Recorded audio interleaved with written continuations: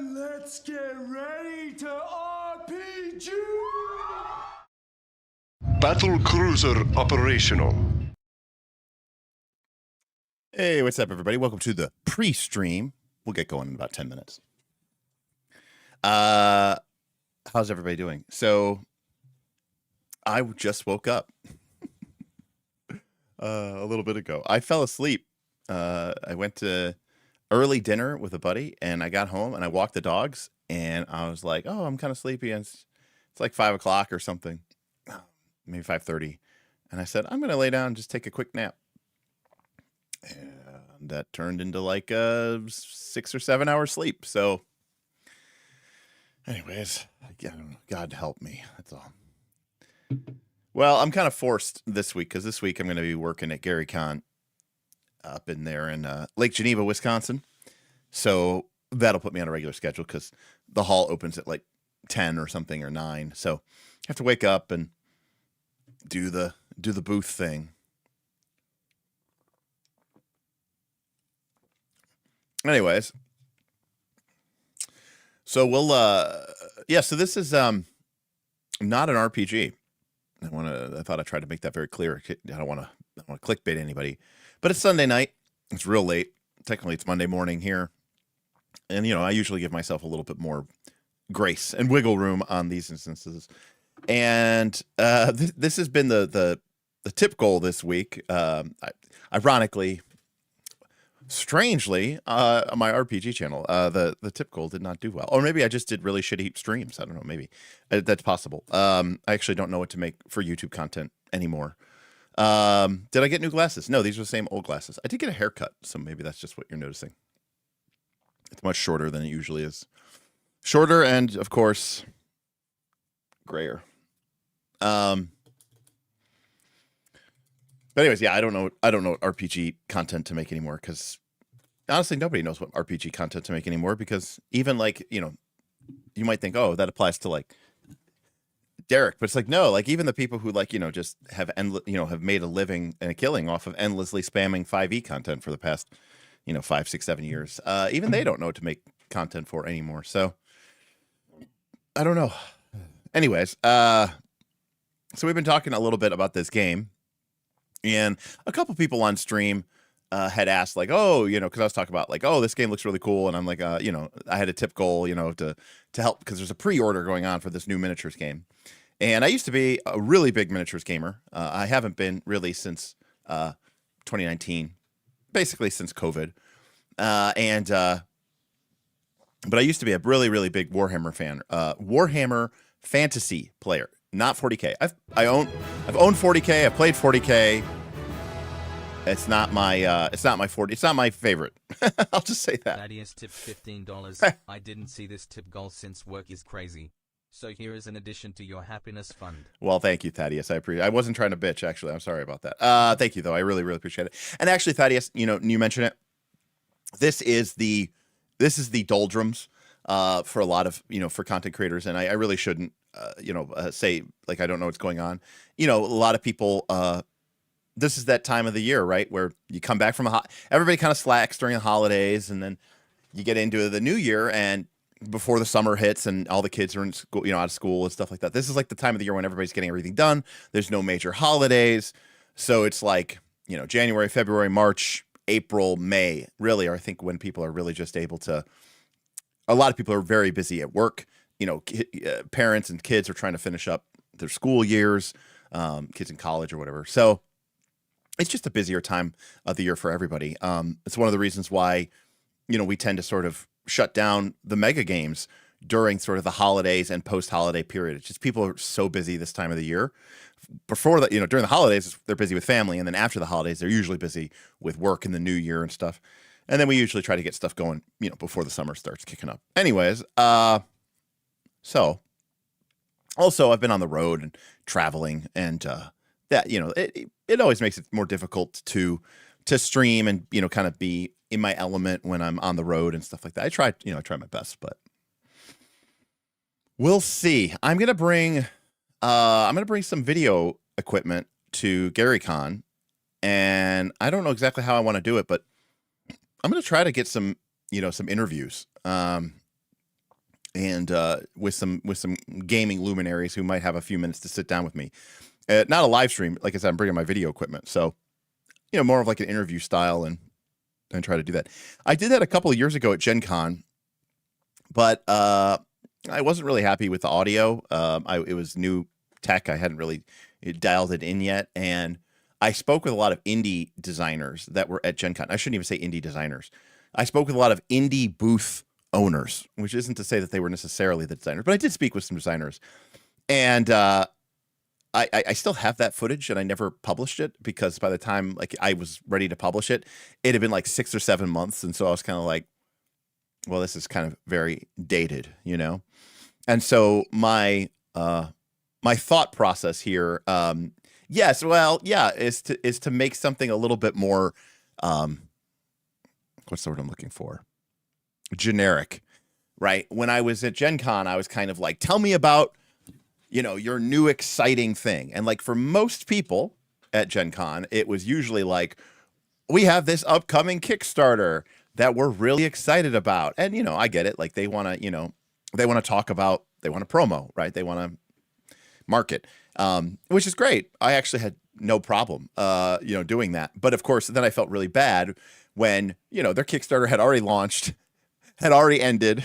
And then I'm like, hey, here's this random snippet with a game developer from 7 months ago.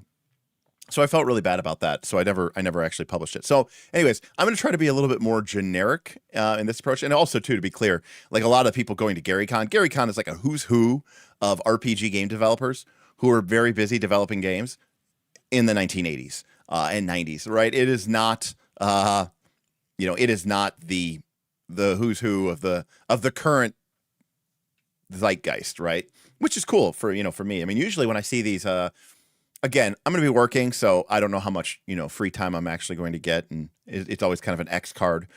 But it is a much smaller con. I think it's only a few. I don't know. I want to say like it's like 5,000 people or something, or 6,000 people. It's pretty limited. I know it's sold out, and it's like, can you imagine that? Can you imagine an RPG convention saying, "Hey, we're going to limit how many people can come to our convention and limit it to the number of people who can actually get into stuff." Anyways.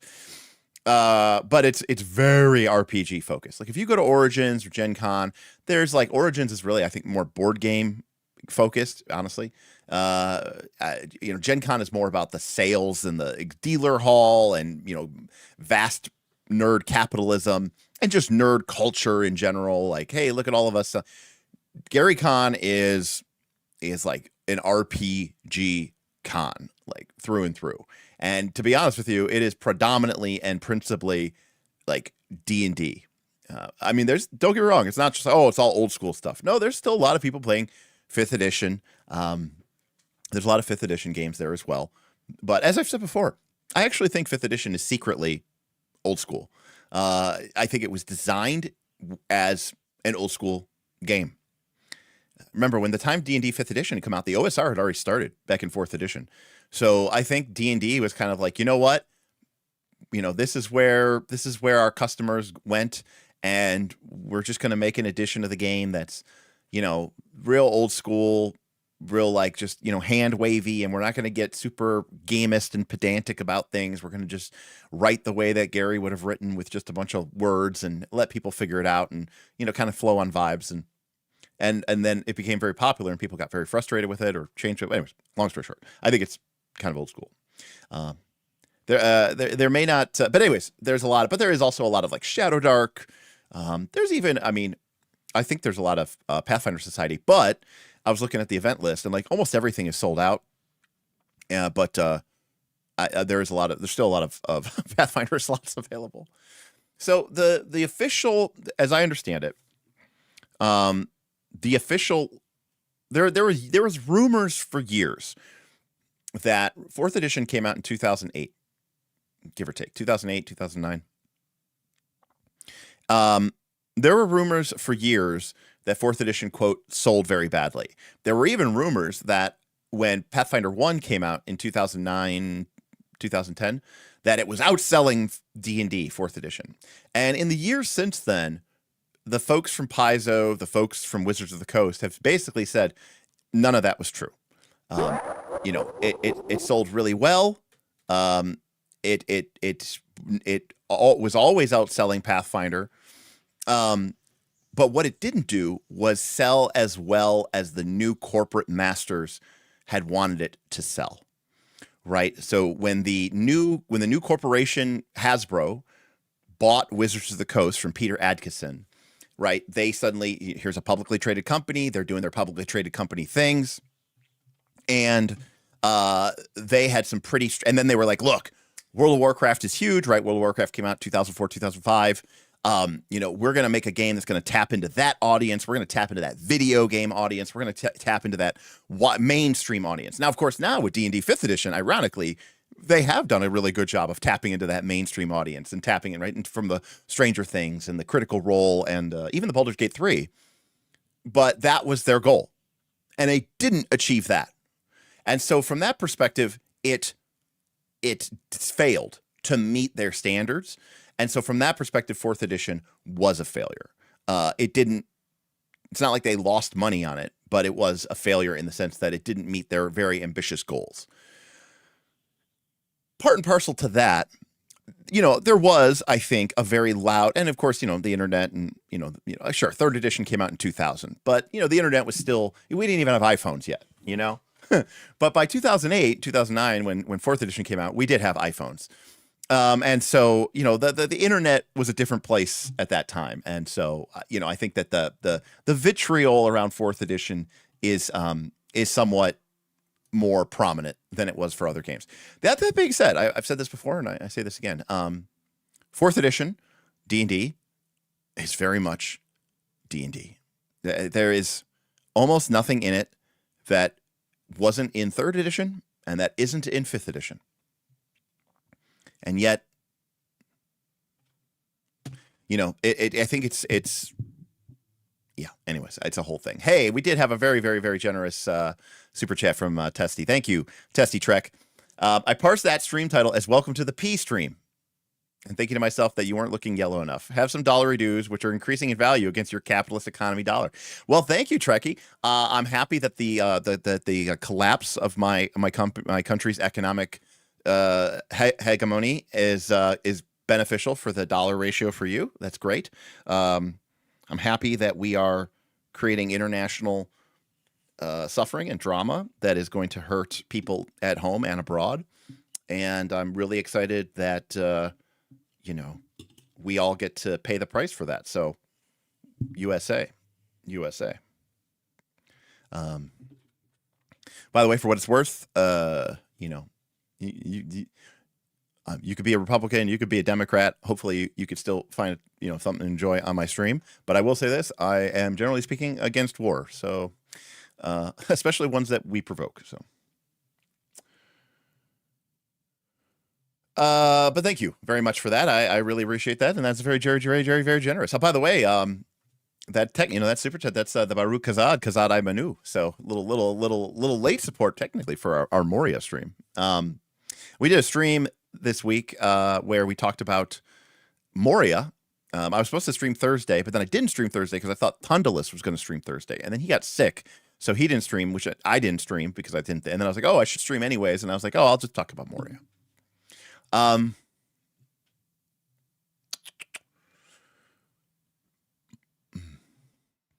I still don't understand the logic. WoW players had their game. Why would they switch that to D&D? I mean, Commander Snookem's the same reason why Stranger Things. Some people think Stranger Things may have increased the D&D player population by as much as double. Why is watching a TV show where, like, in half of one episode the kids are playing D&D? Why would that? Why is D&D trying so badly to integrate with Stranger Things and all that other stuff? Because, you know, cross marketing. Also because World of Warcraft was basically based off of D&D. So there's that. But thank you, Testy Trekkie. I appreciate you. By the way, Testy Trekkie, Trekkie, I assume means you're a Star Trek fan. But I understand that, like, right now there's, like, I think, isn't, like, everything canceled or something right now at Paramount? It's like the first time in like 10 years or something, 15 years that there hasn't been a Star Trek because, like, season 3 of whatever hasn't been officially approved yet or something. I don't watch Star Trek anymore. The last Star Trek, I mean, this to put this into perspective, the last Star Trek show I watched was Enterprise. Okay. And even then I didn't really like it. So that's all right. Yeah, I mean, Deep Space Nine, obviously Next Generation. I even, you know, like Voyager to a certain good degree. But a lot of the new stuff just missed me completely. And I also got out of, like, paying for streaming media and stuff like that. So I don't have anything like Paramount or Netflix or whatever. So I missed all that stuff.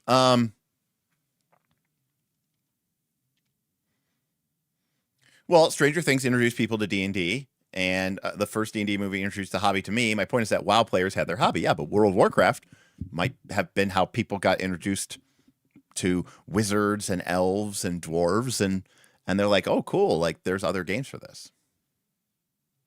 So, you know, yeah, I mean, I actually think there's a lot of cross-pollination. And by the way, anybody who tells you that D&D or any game, Pathfinder, whatever, isn't like World of Warcraft is crazy.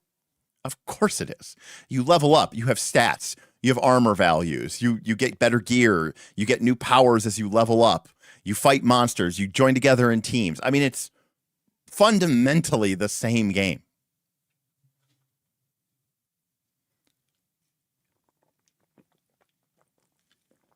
Very much World of Warcraft is a D&D clone.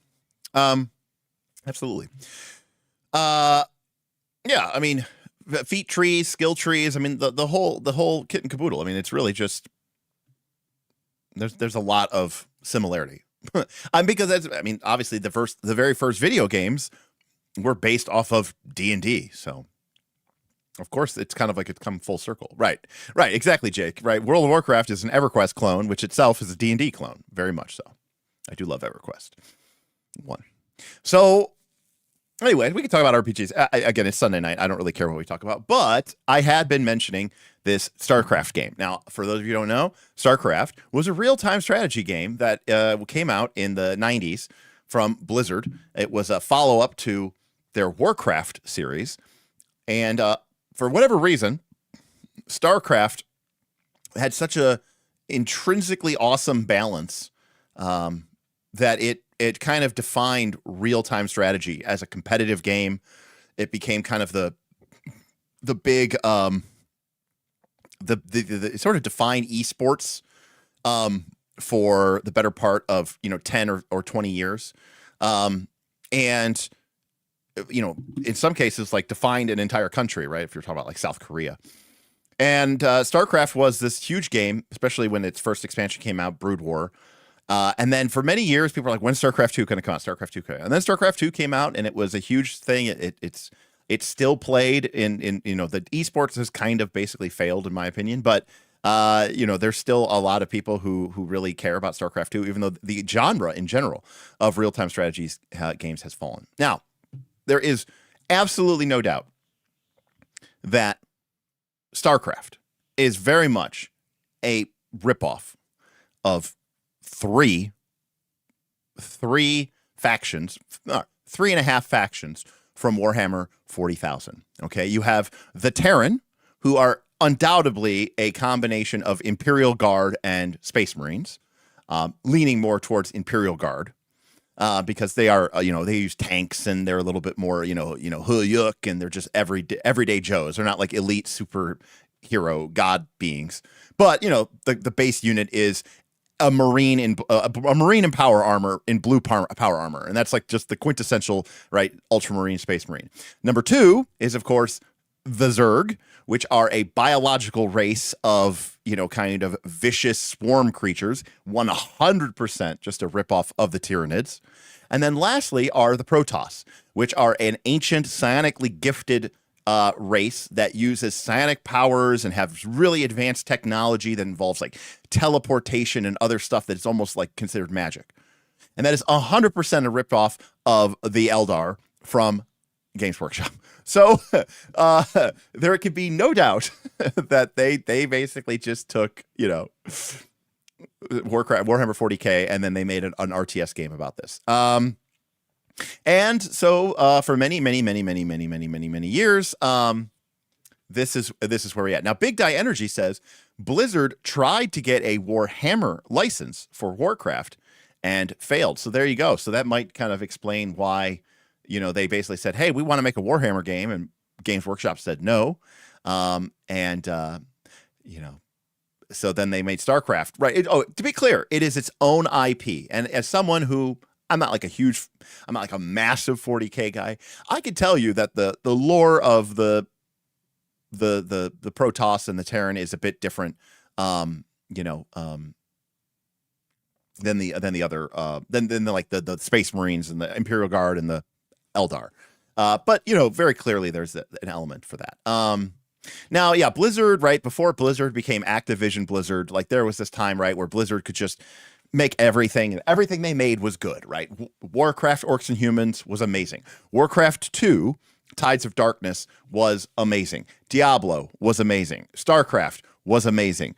Warcraft 3, right, Reign of Chaos, Tad of Chaos was amazing. Then eventually Starcraft 2, and the 3 sequels or 3 titles for StarCraft 2 was amazing. World of Warcraft was amazing, right? So the Blizzard there was a time where they just could not be they could not be touched. Fun like side note, so Warcraft 3, which came out I think in 99, give or take, Warcraft 3 really changed up the RTS genre, and instead of having lots of little troops, Warcraft 3 was really based around these sort of like big hero units. And then you still had like, your grunts and your footmen and your basic units, but your army size shrunk considerably. And it was really about like small squads of basic units and then these like 1 or 2 main hero characters. And one of the races in Warcraft 3 that was introduced in Warcraft 3 was called the Night Elves. And the Night Elves have these sort of living tree buildings that are called Ancients. They're like kind of like treants, but they're like big immobile buildings. Anyways, one of the things that have become very popular in StarCraft and even in Warcraft 2, but in StarCraft, were people making custom maps to play online. And this is usually called UMS, which means use map settings. And it was a way to sort of make a customized version of the game. And people would change all sorts of stuff, change unit stats, change the way that you acquired money, etc., etc. Well, anyways, in Warcraft 3, which was kind of different because you had these hero units, someone created, I don't actually know, but someone created a custom map that focused just on the hero units. It got rid of the small, like, footmen and grunts and, archers and peons, and just gave you control of the hero unit. And the objective was to destroy your opponent's base, which was defined by those big tree creatures, which were called ancients. And you had to use the map settings because it was a Warcraft 3 game, but you had to they made their own rules for it, so you had to use map settings. So the name of this game is called Defense of the Ancients. And this spawned an entire genre of game, which was the MOBA, and of course Dota ultimately. Now, what's funny about Dota is that, like, Dota isn't. Yeah, this is the origin story of MOBAs. And what's funny about this is, so Dota itself has nothing to do with Activision or Blizzard, but the original Defense of the Ancients was created for this. Now, funny story for this, which is, of course, they Defense of the Ancients, Dota was built, which then of course begat League of Legends, which you could argue became even more popular. And then I hated all of them. And the one that I loved the most was, ironically, the Blizzard one, which was Heroes of the Storm, which technically I don't think ever got officially released. It was only ever in beta, but it was really, really good. And one of the reasons, okay, this is a long rant. One of the reasons, which again, I get it. It's one of those things where it's like, was it a feature or it was a bug? And to be clear, it was a bug. But people turned it into like a skill testing thing, which is this. Warcraft 3, the RTS game, was never designed to be it was never designed to be a multiplayer online battle arena, okay? And so the code of Warcraft 3 didn't track a lot of stuff that you might think it would normally track. It just didn't have to. It didn't matter. And so one of the things that it didn't track was, like, who had done damage to a monster or a critter. And so when a critter died, the only person it knew to give the experience points to was the person who killed it. And this was like this was just not even a limitation. I mean, it was a limitation of the game, but it's just because they never even thought, why would we need to track who was doing damage to this? It's like a single player competitive game. It's not like we're playing a team-based hero game where you have to farm mobs to level up your hero. Like, that doesn't even make sense. Well, that's what that game became. So in Defense of the Ancients, the hero who killed what's called last hitting, the character who last hit an enemy got the experience points for it. Well, rather than being like, oh, that was a massive limitation of the structure of the game, we should fix that, they didn't. Instead, they were like, that is one of the core elements of our game. And so they built their entire games around that. And to be clear, I think last hitting is one of the worst mechanics of all times. That's why I hated League of Legends and Dota. And then Heroes of the Storm, when they finally actually released their own, MOBA, they were like, yeah, that mechanic is dumb and we shouldn't use it. And I was like, oh, thank God, a team game. I can't believe it. Wow, how fun. And so I think that for no other reason, that's why I think Heroes of the Storm was awesome. There's other elements about the game that I liked a lot better, but I like that the game focused more on team fights, even right off the rip. If it was focused on objectives, it wasn't focused on, the way that laning worked. And I still hate last hitting. And so in Heroes of the Storm, you don't do that. But anyways, HOTS is great. Derek is definitely a Cho'Gall player. No, in Heroes of the Storm, I was not a Mastercraft player. But I was, what did I like? I liked Vala. I liked Jim Raynor. I liked Brightwing. I liked ETC. I liked Diablo. Okay. I liked Asmodan. I liked Asmodan dunking. Before they kind of got rid of it, I used to really like the Siege characters. I loved playing the map objectives. Zagara was fun. But yeah. Thank you. Sure. Cool. And then, yeah, gold too. Right. And that they don't have that instance there. Rhaegar was great. What a great support healer. Loved Rhaegar. Really cool character. All right. So finally, a game company called Archon Studios, believe it or not, was founded because they loved StarCraft. And they did this 15 years ago. And they used to joke about oh, it would be cool if we ever got the StarCraft license. Well, they got the StarCraft license apparently a couple years ago. So they've been working on this. They are dedicated hardcore StarCraft fans. And they made a miniatures game. Now, Pumpkin had asked for a TMG, for a Magic the Gathering player, give me the breakdown of them. Well, it's kind of a little bit harder to do than that, but I would say this. Protoss is control, okay? Zerg is aggro, and Terran is mid-range. Zerg, as in general, is sort of the swarm. They are going to have the most units on the board. They have a lot of fast creatures that want to get into melee and tear you up. They also have creatures and characters that can attack you at range, but they are, basically about, closing the distance and ripping you apart. They have a lot of units. They're called the Swarm, capital S, the Swarm. And they are, again, biological. So they have a lot of healing, regeneration, organic components. Terran are kind of in the middle. They have a little bit of everything. They're not really great at anything. They're not really bad at anything. Terran, the base Terran Marine is the only base unit that has a ranged attack. So the three basic units are the Zergling, which is sort of like a giant wolf-sized, I was going to say, it's basically a Hormigaunt, but it's a spine-covered killing creature. It looks a bit like a wolf. And, obviously it just closes into Marines. It just closes in and chomps. And then a Marine has a gun. And he can shoot air. He can shoot ground. He can shoot anything. He's kind of good against everything. He's not great against everything, but he's solidly in the middle. And then lastly, you have the Protoss. And the Protoss tend to have the smallest armies. Each of their units is sort of almost a mini hero in some ways. That's a little bit overstating it, but you're going to have a small army of very potent and mighty characters. A single zealot, which is the basic unit of the Protoss, is a melee character. But unlike a Zergling, which come at you in a swarm, a single zealot is a psionically gifted character, surrounded by powerful energy shields.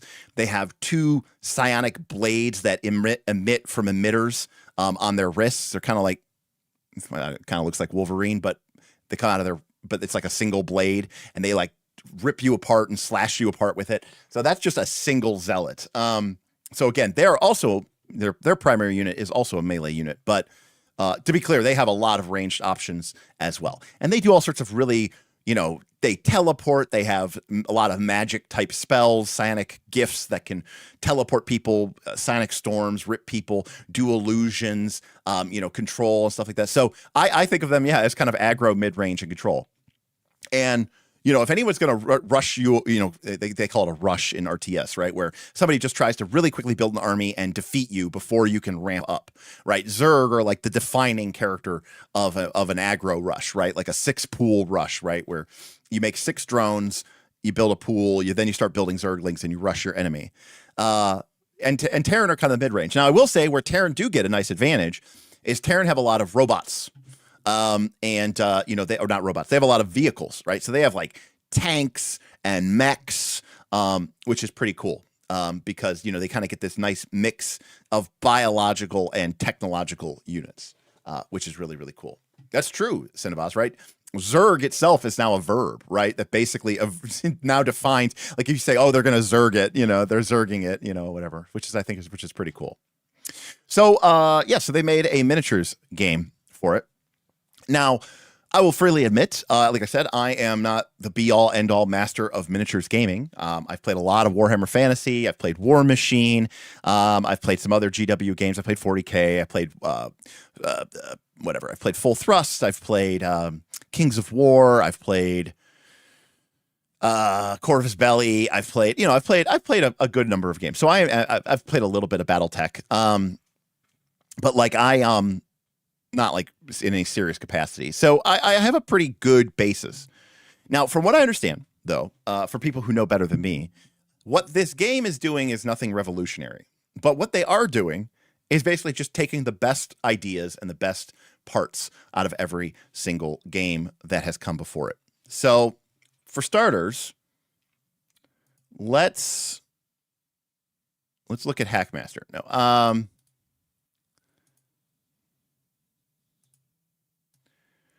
so to understand this game a little bit, I think what we're going to do first is we are going to look at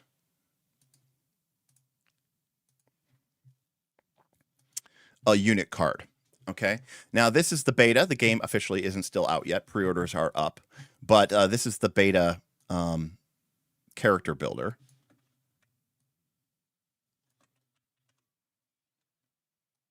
Oh, hold a sec. There we go. Just get maximum spacage here. And now I seem to have lost it. There she is.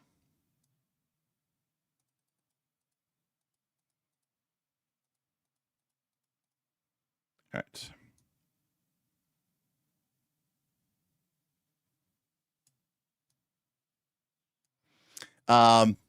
So this is this is the beta army builder that you can build. Now, of course, there are 3 factions, right? There's the Zerg, there's the Terran, and there's the Protoss. So what we'll take a look here is we'll take a look at a Zergling. This is the basic core unit of the Zerg. Right. It is, and we'll also take a look at the profile of the character or of the character of a unit. Okay. So the first characteristic is called shields. Nothing but Protoss have shields, so don't worry about that. So the first thing and again, some of the things that's interesting about this from just a design perspective, which I really, really like, is they ask themselves, how do people actually play these games? Versus how do people how are you theoretically playing these games versus how do people actually play these games? Okay. So one of the things about this game is that one of the things that I like about this game is they're not trying to fight human nature. They're trying to sort of embrace it. So the first thing that we see here is speed. Okay. And this is in inches. And what's really interesting about this game is normally, in a miniatures game, each unit is comprised of many models. Okay, as you can see here, a Zergling unit, a Zergling squad, can consist of up to 18 models. And I suppose, from an RPG perspective, what they're really doing with this game is they are saying, you know what, we're gonna, for the sake of people, because there's what people say they want, and then there's what people actually want. A lot of people are like, "Oh, I want my miniatures game to be so simulationist, and I want it to be so realistic." And then they make a rule set that does that, and then people start using that rule set to win games. And then people start bitching. So what I would say is, while this game isn't throwing simulationism out of the window, what I think this game is doing is, number one, it is prioritizing the fact that people are going to be playing it as a game and trying to, beat their opponents. And they want to do things that are going to make it a better game. And then secondly, they are not trying to simulate, but they are trying to emulate the Starcraft experience, which I think is really, really important. Because rather than having things work correctly, I think they want them to work in a way that feels like, hey, it's like I'm playing Starcraft. So to that end, one thing that a lot of these games will do is you'll have a unit made of a bunch of models, and they'll have a speed 6 inches or 7 inches.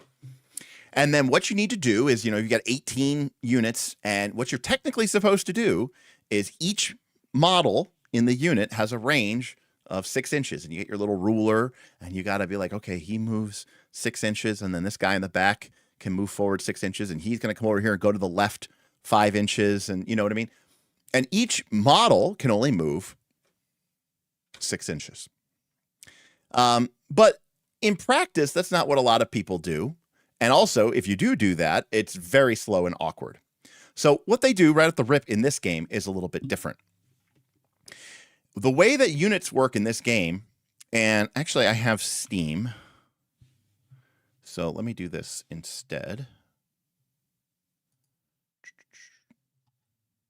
Go library. Let me launch Tabletop Simulator.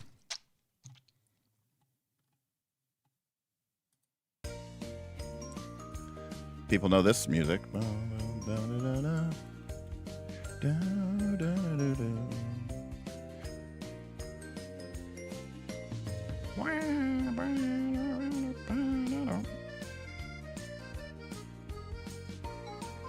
Ah, TTS. So good.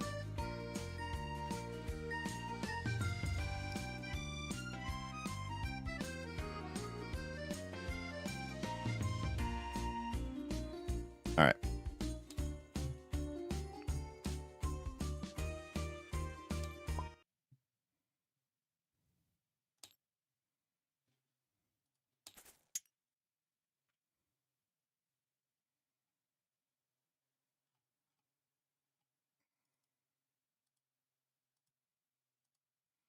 Okay.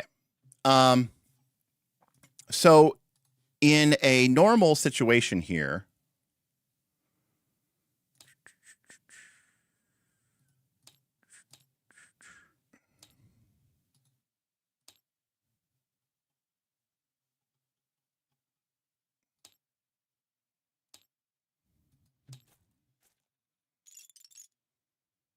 right, exactly. So that's what I was saying, Big Die Energy. They're not doing anything here that's like revolutionary. They're just taking the best things from other games and sort of using them. All right.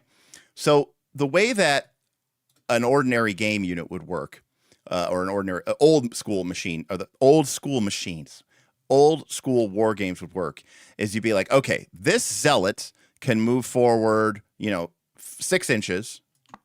And then this zealot can move forward 6 inches. Okay, we're going to put him there. Oh, I moved him 6.1, whatever, I'm cheating. And then this zealot can move forward 6 inches, right? Now, when you have 3 zealots, okay, that's not that bad. Okay, but you can see that, like, if you had 18 of these guys, it would take a long time. So instead, the way that this works is when you activate a unit, okay, let's say I'm activating this unit of zealots. I'm going to pick, right, one unit, any model of the unit. That's going to be the lead unit for this activation. They can move up to their movement speed, okay, which in this case is maybe, say, 5 inches or 4 inches. So I can move him anywhere within 5 inches. Cool. So I'm going to move him to here. Okay. Then, all right, then the game says, okay, now take all the rest of the people in his unit and put them anywhere within 3 inches of that lead unit that you just moved. Okay. So I could put them here, and I could put them here. And you might say, but Derek, didn't you just cheat? Didn't these zealots actually just move the 4 inches that this guy moved, plus an additional maybe, 2 or 3 inches? And the answer is yes. And to be clear, a lot of games that do this style of movement, people, kind of like, oh, you can sort of cheat because you can make your units move further than their actual movement characteristic. Well, guess what? The people who made this game know that. And so your characteristic of movement is built in, assuming that you are going to do that. In other words, the zealot, instead of having a 6-inch or 7-inch move, only has a 4-inch move, because they know what you're going to do is when you activate a zealot, okay, you are going to activate the zealot, and then I don't know how we clear this.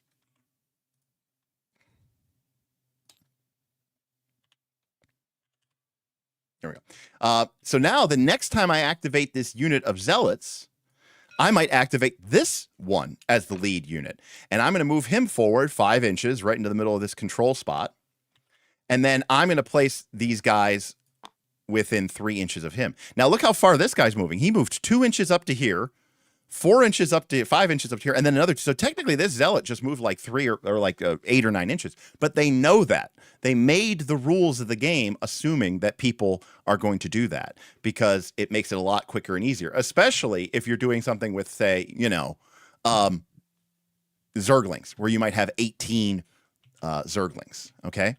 So the first thing right off the rip that I think is really cool about this game is how that works. I should also point out, as we're kind of talking about movement, which I think is another neat thing about this game, is at the beginning of the game, okay, normally when you play a war game these days, what would happen is you would get your army. This is like the classic like Warhammer style, okay? So we get our army. Okay, we got Protoss over here. Who should we fight against? Should we fight against Terran or Zerg? Let me know in chat. We have the blue Protoss and the red what? The red Terran, the red Zerg. You guys gotta let me know.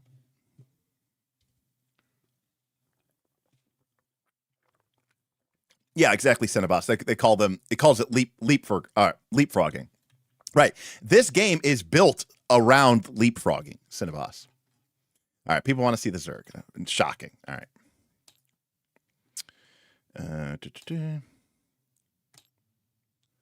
Okay. So here's our Zerg creatures. So like here is, by the way, we've got. This is our classic. This is a classic Zergling. Here, where's our other? There's our Zergling. So we got a couple different variants of Zergling, right? We've got the basic Zergling. We've got raptors. We've got swarmlings with their wings. We've got special Kerrigan from the Kerrigan brood. Anyways, so this is a Zergling. This is the basic unit of the Zerg, right? This little screaming creature. This is a roach, which is like a heavily armored scuttling unit that can shoot a vile acid spit, but it can only target the ground. It can't actually target the air. Here is Sarah Kerrigan. Here is the Hydralisk, some people's favorite unit in StarCraft. Certainly one of the most iconic. The Hydralisk slithers around, and not only does it have these massive, wicked sharp like claws, it actually is a ranged unit.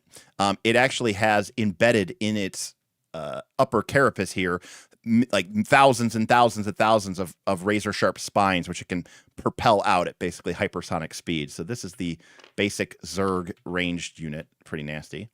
And this is a Zerg Queen, which is sort of like a support unit that like tends to the hive and tends to the brood.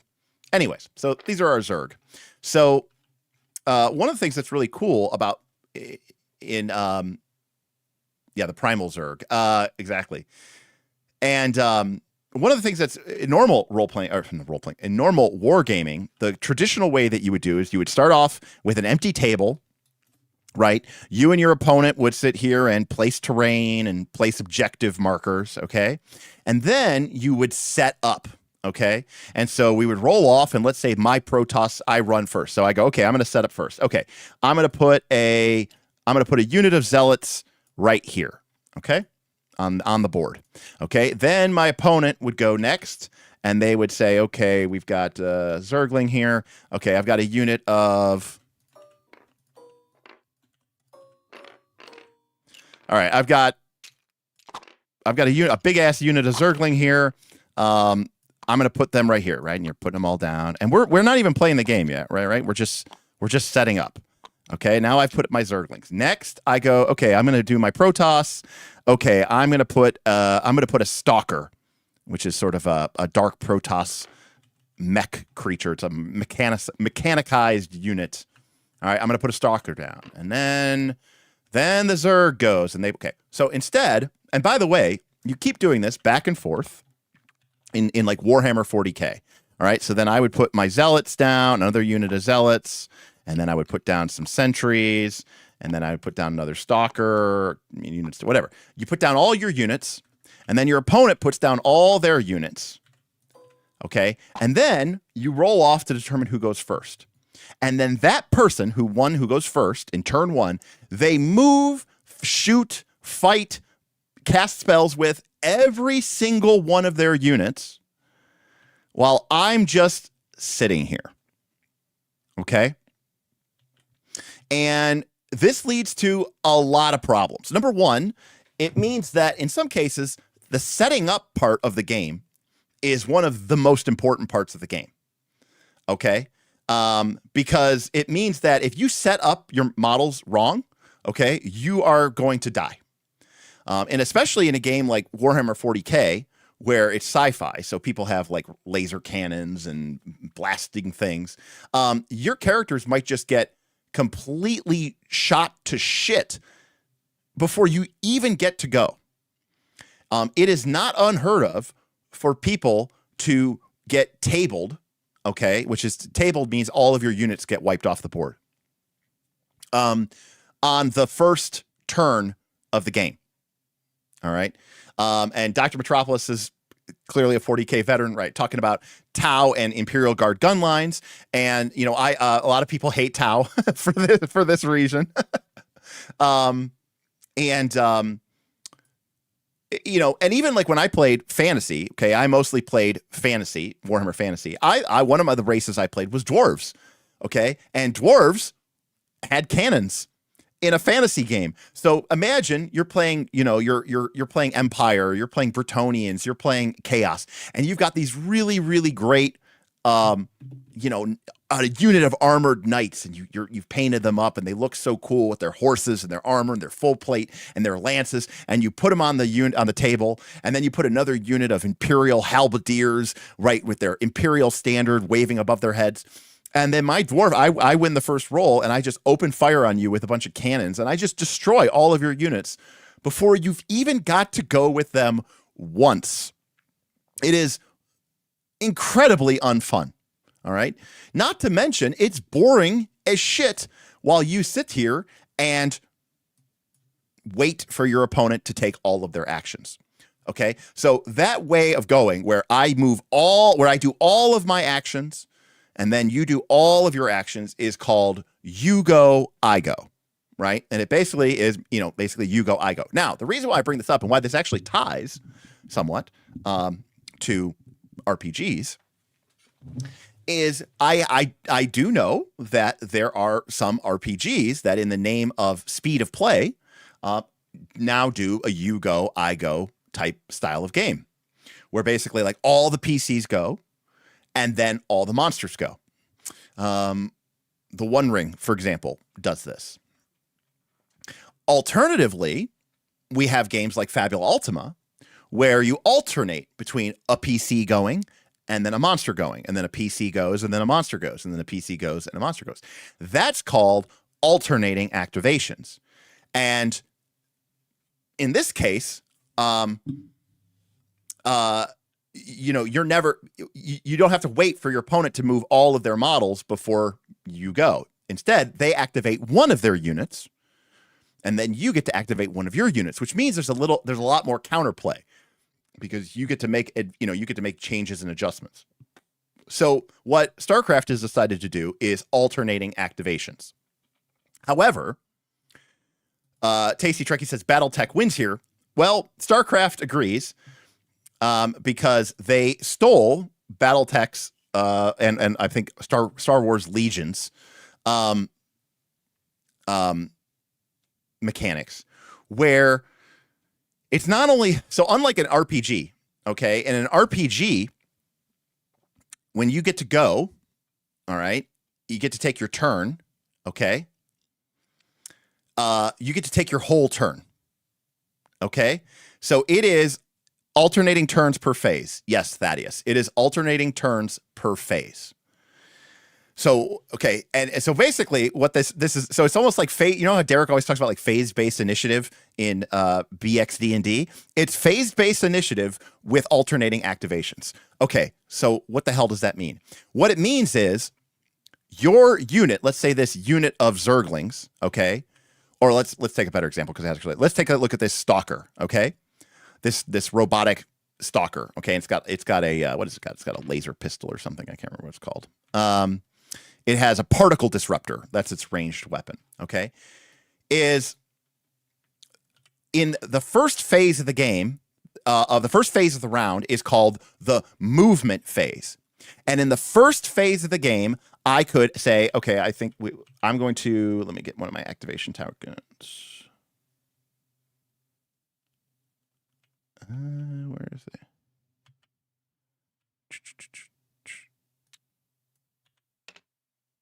No, that's not it. Oh, here it is, activation token. Okay. So what I would do is I would say, okay, I'm going to move my stalker. My stalker can move up to 7 inches. So I'm going to move my stalker up to here. All right. And I'm going to put an activation token next to it, indicating that it has gone, okay, this turn. Okay. It doesn't shoot. Okay. This is just for movement. Okay. So I just went. The Protoss just went. So now the Zerg are going to take one of their Zerglings. Okay. They're going to take this Zergling and they're going to move it forward, 5 inches. Okay. And then we're going to put, actually, Zerglings actually have a 4-inch radius because there's so many of them. The game lets you have a lot more of them. But anyways, the Zerg player is now going to move all of their models, and I'll give myself a little bit of leeway because this is only a 3-inch circle, but technically Zerglings can move within things. So the Zerglings stretch, run forward, and those Zerglings have now gone. Okay, so that unit has activated. This unit has activated. So now I pick another unit to activate for movement. Okay, so I'm going to move this Zealot up 5 inches. And then I'm going to put this Zealot here and this Zealot here. And then they have activated, right? So me and my opponent are going to alternate back and forth for just movement. Now, eventually, one of us will pass.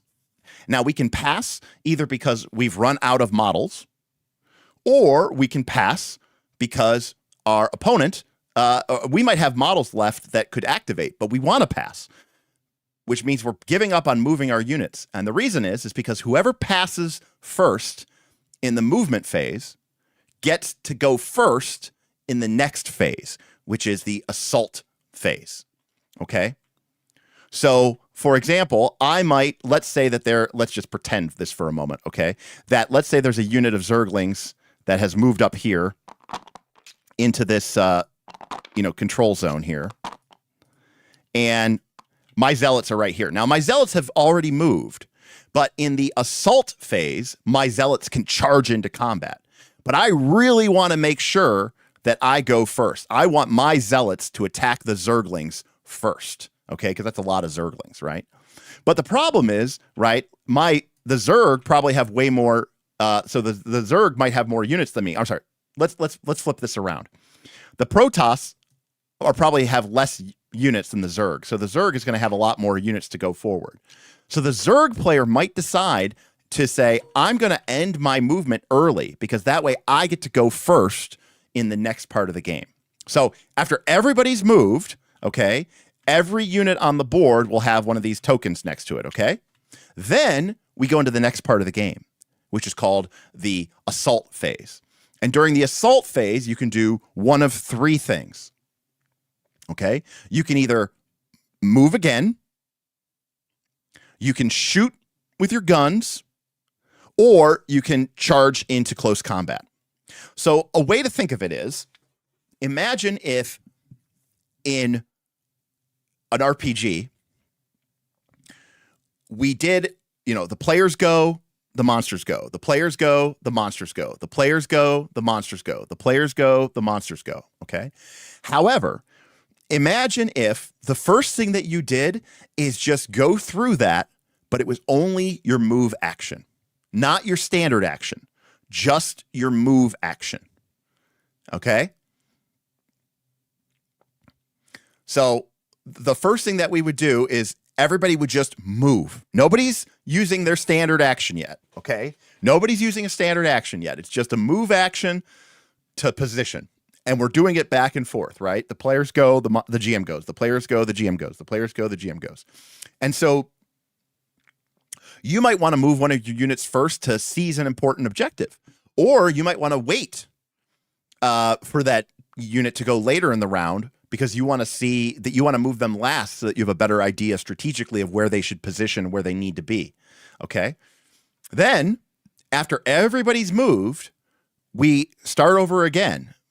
And this time we're going to use our standard action. Okay. And we can either use our standard action to dash, right? We can move again. We can use it to shoot our ranged weapon, or we can use it to charge. Okay, imagine if charging was its own, which is basically just a movement that lets you get into combat, right? And so now, in this case, if the Zerg were the ones who passed first, they would get the first activation in the whatchamacallit phase, in the assault phase. So let's grab a Hydralisk here, right? So let's flip over to the Zerg's point of view, okay? So we've got a unit of Hydralisks right here, okay? Now, if you were the Zerg player, and now it's the assault phase, which unit would you activate first? Would you activate the Zerglings and try to get them to, to charge into the Zealots here? Or would you activate the Hydralisks and try to shoot and take out this Stalker, which is on an objective? But remember, if I activate my Hydralisks first, they might be able to go first and shoot at this Stalker. But then these Zealots will probably charge into my Zerglings. So every decision point here has a cost, has a consideration. You need to make sure that you understand and weigh pros and cons and all these other things. And this is a really, really neat way of doing it. Now, to be fair, this is nothing revolutionary. Other games have done this. But I feel like they're taking the best elements of this game, of these games. But I actually haven't said my favorite part. This is the part about the game that is actually pretty revolutionary, that as far as I know, which is none of these units, none of these models actually begin on the board. Oops. I threw them into the black hole of death. None of these models actually begin on the board. Okay. Which is to say, remember how we were talking about that process of setting the game up, where it's like, you go, I go, we're setting up the models, all this other stuff. None of that happens in this game. Instead, when the game starts, the board is empty. And during the movement phase, one of the things that you can do is you can take one of your units, which is in reserve, and activate it by bringing it onto the board edge. In this case, let's say we bring a Zergling on. We're going to bring a Zergling on right here. So we bring the Zergling on to the board. We then move it, its movement distance, just like it was normal. And then we grab all the rest of his unit and put them within 4 inches of him. Okay? And then he's done. That was our first move of the game. That wasn't deployment. That was our move. Okay? But wait. This is where it gets really cool. In this game, each unit has a supply value. Okay? Trying to zoom in here so we can see properly. Okay. So when you buy a unit, each unit has what's called a supply value. Now, if you played Warcraft, if you played Warcraft or Starcraft, you will know that the way that this works in the game is the size of your army is limited by how much supply you have. Now, for Terrans, they have to build supply depots. For Protoss, they have to build more pylons, right? You must construct additional pylons, right? Is the classic, You must construct additional pylons. There we go. That's the classic quote, right? So you need to build these pylons. You need to build these supply depots or overlords in order to have more units on the board, which means that in an RTS, the game ramps up. You see, in Warhammer 40K, and in Warhammer Fantasy and most war games, you start with 100% of your board, of your army on the board on turn 1. Now, we've talked about this before when we talk about RPGs, where we talk about the tension curve of combat and how we do not want the most epic turn to be turn 1. But usually, turn 1 or turn 2 are the most epic turns of the game, of the combat, because that's when you have the most units, you have all of your powers, you have your best spells, you have your best abilities. Well, in Warhammer, the first turn or two of the game is usually the turn or two of the game that determines the entire game, because you have all of your models available. Starcraft, the miniatures game, does not work like this, okay? The way Starcraft, the miniatures game, works is at the beginning of the game, there might only be 3 supply available for your army. And that means that your army can only have 3 supply. That might actually be right. Let's take a look at here. Oh, yeah. Okay. Like, so here. Okay. Yeah. This is actually one of the battles, right? So it's 3 supply, and that increases by 1 per round. Okay. Which means in round 1, you can only have 3 supply worth of models on the board. Okay. So going back to our example here, a full unit of Zerg, if we had 18 Zerg, you have 2 supply. So a full unit of Zerg of 18 models is 2 supply, which means on turn 1, we could now not bring out a second full unit of 18 Zerg, because that would be 4 supply, right? So instead, let's say we had a unit of roaches. Okay, there we go. So 3 roaches is 1 supply. So if we go back, we might bring out a unit of 18 Zerglings. I don't even think this is 18 Zerglings. How many Zerglings is this? 1, 2, 3, 4, 5, 6, 7, 8, 9, 10, 11, 12. Man, we're not even close to how many Zerglings this would need to be. 13, 14. Just to give you an idea of how many fucking Zerglings 18 Zerglings is. But anyways, so there you go. That's 18 Zerglings. Now that is 2 supply.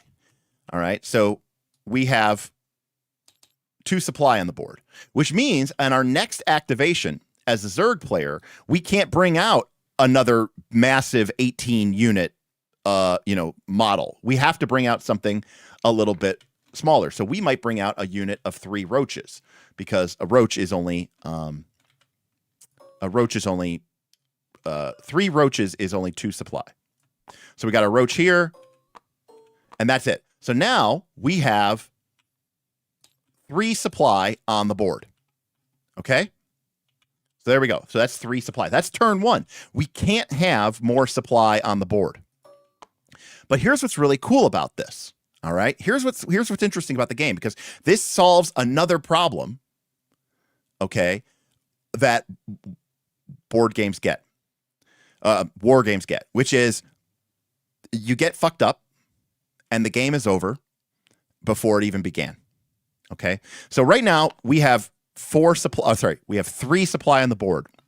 These 18 Zerglings represent 2 supply, and insufficient Vespine gas. And we have a unit of 3 roaches, which is 1 supply.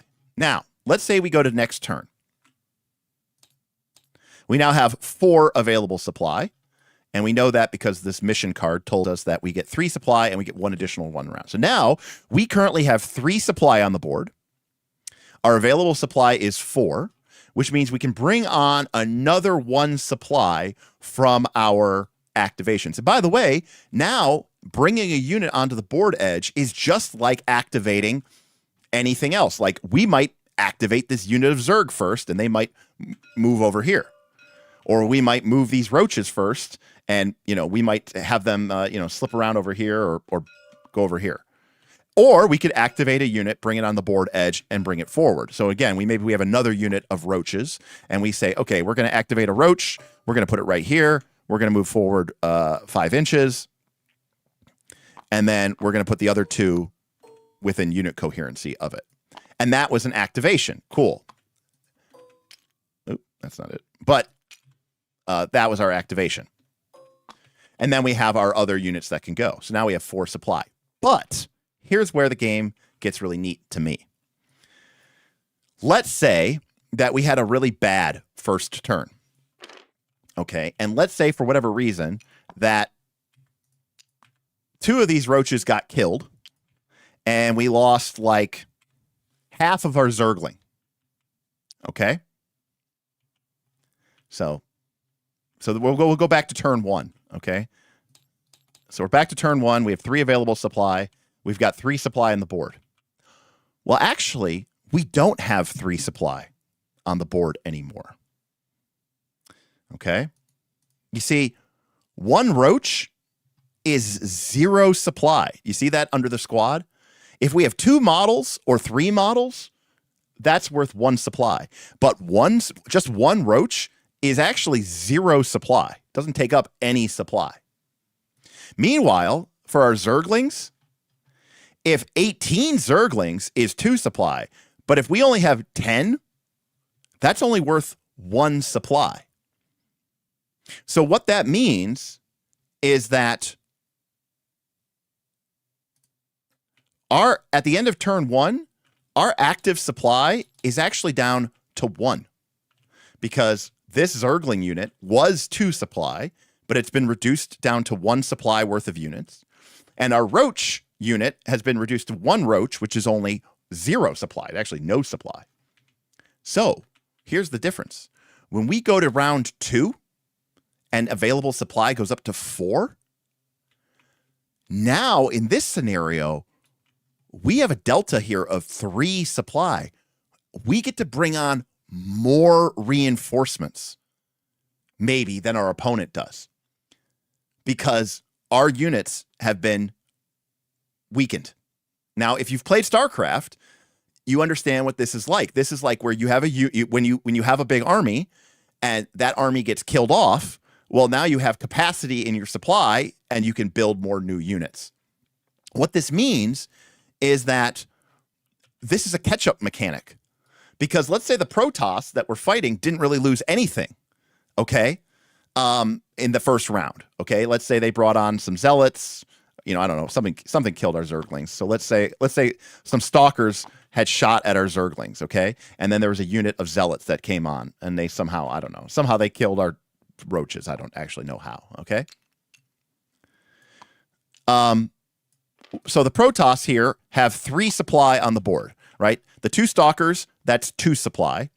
And the 3 Zealots, that's 1 supply. So that's it. That's the unit for the player. So now the Protoss have 3 supply on the board. Well, now in round 2, when we're going up to 4, the Protoss can only bring on maybe, 1 new unit of Zealots, because that's going to put them up to 4 supply. But our Zerg, because we got fucked up in the first turn, we now have 3 capacity for bringing on units. So we could bring on an absolute, we're going to bring on a full unit of Hydralisks, and we're going to bring on another full unit of Zergling. That's 3 supply worth of units. Okay, cool. Now we're at 4 supply. So what we've done is we've rebent. Now, granted, when we're bringing on new units, right, they're starting on the board edge. They're coming in off the edge. They're not going to be able to be into the thick of it where the objective markers are, which is where you're going to score your victory points, right? So, there is. It's not like the Protoss are losing, right? They've driven back their enemies. They've keeping the Zerglings off of this victory point. They wiped the Roach off of this victory point. The Zealots have secured this victory point. The Stalkers have secured this victory point. The Protoss are still doing fine. But rather than the game just being over, which it would be normally, okay, Instead, now the Zerg get a chance to fight back because they got to bring on more additional units because the way of this supply mechanic. And again, I haven't played every wargaming in existence, but to my knowledge, this is a unique mechanic. And having played skirmish war games, I could tell you this one is pretty unique. I could see here that Big Die Energy says the supply system is pretty unique. I play a lot of war games, and I can't recall anything really similar to this supply system. Yes, this is this is honestly what I'm most excited about, because it means that the game isn't just over because you get, messed up. It's just not just over just because you get killed. Instead, you get to bring on new additional units to sort of make up the difference. Now, to be clear, you don't have an infinite supply of units, okay? But I should also point out that the value of a unit becomes less as the game goes on, right? Like, I mean, the game only lasts 5 rounds. So when you bring a unit on in, say, round 4, at best, it's only going to be able to, like, shoot twice, right? Or maybe claim an objective once. So, at a certain point, when the later models come on, the less useful it is, which means it's not like the first turn is pointless. It's not like the Protoss having a great first turn and wiping out a bunch of Zerg is going to somehow disadvantage them. But what it does mean is that the game isn't just over. And if you've played a lot of war games, as I have, this is true in RPGs too. I mean, think about an RPG fight where it's like 5 PCs, there's like 3 or 4 monsters, of strong strength, and the PCs all win initiative. They have a great first round, and they take out 2 of the 4 monsters. It's round 1. Now, yes, technically there are still monsters left. Technically, we have to keep playing. But now it's 5 PCs versus 2 monsters. And the fight was balanced at 5 PCs and 5 PCs and 4 monsters. And now there's only 2 monsters. The fight is basically completely over. But we still have to go through the motions. And unfortunately, in war games, sometimes just like giving up because your opponent did really well is kind of seen as being a bad sport. And I get it, because you want your opponent to have fun. They had a great round of shooting, or they had a great lucky roll with some area template, or, they fired their tank and they just rolled all 6s and it like completely wiped out one of your units. But as the player, you're kind of just like, I kind of want to just concede. But this isn't like a card game where it takes 15 minutes or whatever to play a game.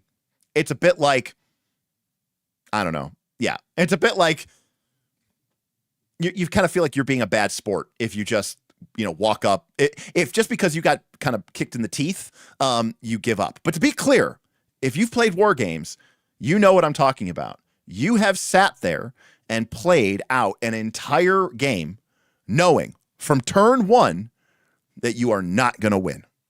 And you only did it because you were being a good sport. And, I guess in theory, you like to move your models around. But it was essentially over before it began. But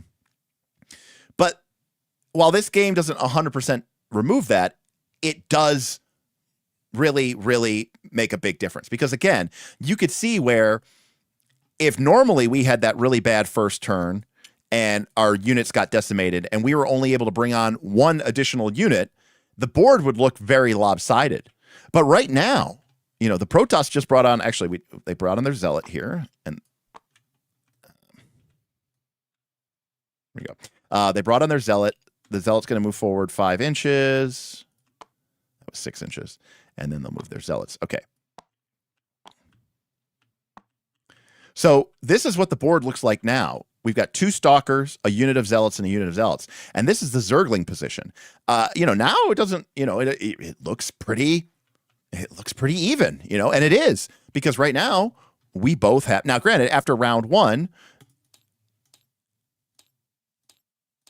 right, maybe the score is 4-0. So the Protoss are winning, right? Killing your enemy, still useful. Seizing, mission victory points, still useful. But instead of it being, okay, I'm winning and you have no chance to win, Now the Zerg are in a much better position to try to take advantage of this and try to get their own victories. So like I said, our Hydralisks might come on and they might move forward, whatever, 6 inches, and then they position like this, and maybe we get to activate first in the shooting phase, right? And our Hydralisks, pew pew, start shooting these stalkers, and maybe they take a stalker or 2 out, and we start, okay, we got 2 supply of stalkers that we blew up, and now suddenly we're starting to get, back into the game. We're still behind, but we have a chance, and I think that's what you're really good. Yeah, it is bad manners to scoop in a war game, generally speaking. So this supply mechanic is very, very cool because it means that the tension in the game ramps up. Okay, because ignore what I just talked about, right? Where I got messed up and got destroyed. It also means that you just don't start with everything on the board, right? The game keeps getting bigger and bigger and bigger. You ramp up into the complexity. You ramp up into a number of units on the board, and it feels more like a small skirmish turning into a major engagement. It's also a great catch-up mechanic. So when a mechanic can do 2 things at once, it's really, really cool. Oh, and by the way, of course, it's Starcraft. So I apologize if you don't know Starcraft, but like one of the units that you can take is a Omega Worm, right? And so for those of you who don't know, it's called an Omega Worm or Nidus Worm. An Omega Worm is basically you remember you've seen The Hobbit, in The Hobbit when at the Battle of the 5 Armies. This is not from the book, by the way. It's just from the movie, where those big gigantic worms tunnel through the mountain and burrow out, and then the monsters come running out from them. Well, the Zerg basically have these monstrous worms that burrow underneath the earth and then can erupt out of the ground, and then the Zerg can deploy from them. Well, the same thing is true in this game. So if a Nidus Worm or an Omega Worm emerges on the battlefield, now when the Zerg deploy, okay, like let's say we're deploying some roaches. Let's find a better roach. Here we go. Oh, I thought we had different roaches. There we go, roach. Now when our Zerg deploy, we can deploy from the Omega Worm. Instead of only deploying from our table edge, we can now deploy from the Omega Worm. So our roach can actually deploy onto the battlefield from right here. And we can be like, hello, zealots. We can just pop out of the ground and then start shooting them from behind. And so now, until the Protoss player kills our Omega Worm, our Zerg can now deploy. And if you're wondering what this is creep. And it is a thing in the game. The things spread creep. Queens can drop creep tumors, just like in the game. So as a Zerg player, you will be spreading creep across the battlefield. And that's pretty sweet, Oh yeah, they get creep tokens. Right there, buddy. There's your creep tumor.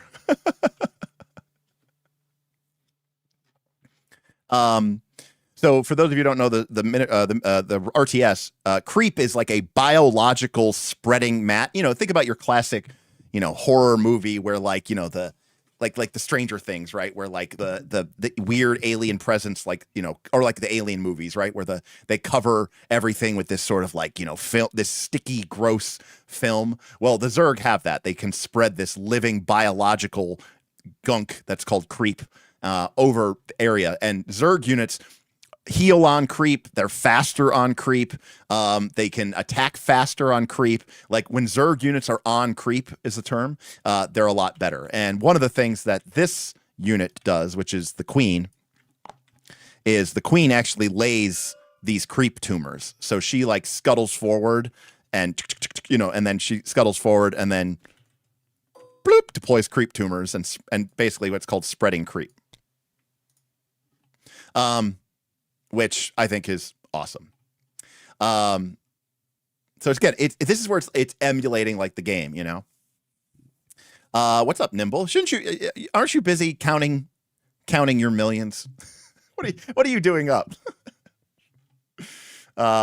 Again, Nimble, I'm sorry about last week. It was just a lot of stuff happening and going on and a lot of other things. But last week was unfortunately my mom was having a rough go. It was the 1 year anniversary of my dad's death, and she was just having a tough time of it. And her sister has just died, and the funeral's Tuesday, and she was just having a rough day. So I appreciate you being very flexible. But looking forward to talking with you soon. Like I said, I'll be at GaryCon this week, but potentially that's in the evening or whatever. Maybe we could do a call or a stream. I don't know if you want to stream. I don't know if you want to do a call. It's up to you. I know you've been doing a lot of your game design work on your channel, which is great. I was obviously tuning in and watching a little bit. So this is just the deploying mechanic for me for this game is really, really neat because it shows that they understand how these games, what are the weak points of these games, and how do we fix them? And again, I think that this is really, really, it's going to be a really, really interesting thing here. Yeah, it's not real time. It is still turn based, right? It is still turn based. It's still a turn based game for sure. Now, you're correct. 3 factions is tiny in a war game. Well, Dr. Metropolis, I have a couple of things. Number one, Starcraft has always had 3 factions, and the game has lasted 20 years, 25 years. So it's managed with that. We'll say that. Number 2, what they have already is sub-factions. So if we take a look back at when you're building an army list, right now there's only the 2. So like, let's say we're the Terran. Well, we can either be the Rainer's Raiders or the Terran Armed Forces. If we're the Protoss, we can be either the Dalam or we can be the Kali. So each of these factions within the core race gets different units, gets different abilities, and plays slightly different. So while you're still playing the Protoss, the Kali will have a different play style and different units than, say, the other one. So like Rainer's Raiders gets access to this unit, Rainer's Raider. It's a special type of Marine with a special type of rules and special type of actions that it uses, which is, I think, really, really cool. No, I did not. I'm aware of it, but I never got a chance to play it. So you know what? Respect. I am a fan of the Overmind as well. To this day, one of the coolest things ever. I remember playing the original StarCraft. You play through the Terran campaign, right? And like the Zerg are the bad guys, right? That's the big bad guys. The Protoss are kind of the bad guys, but the Zerg are like the big bad guys. And you're like fighting the Zerg, and you're fighting the Zerg, and then fighting the Zerg. And then you win the Terran campaign, right? And Arturus Manx takes over. And then the next campaign, you are the Zerg. And it starts with the music is that creepy, trippy Zerg music, and you've got the mission screen of the Zerg, and it's all biological, and then you get that Overmind, and it goes, awaken, my child, and embrace the glory that is your birthright. Know that I am the Overmind, the eternal will of the swarm, and that you have been created to service me. And I was just like, oh man, this is just like such a different vibe. It's such a different feel. Like it was really, really cool. I was a big fan of just how much it changed the style of the game. But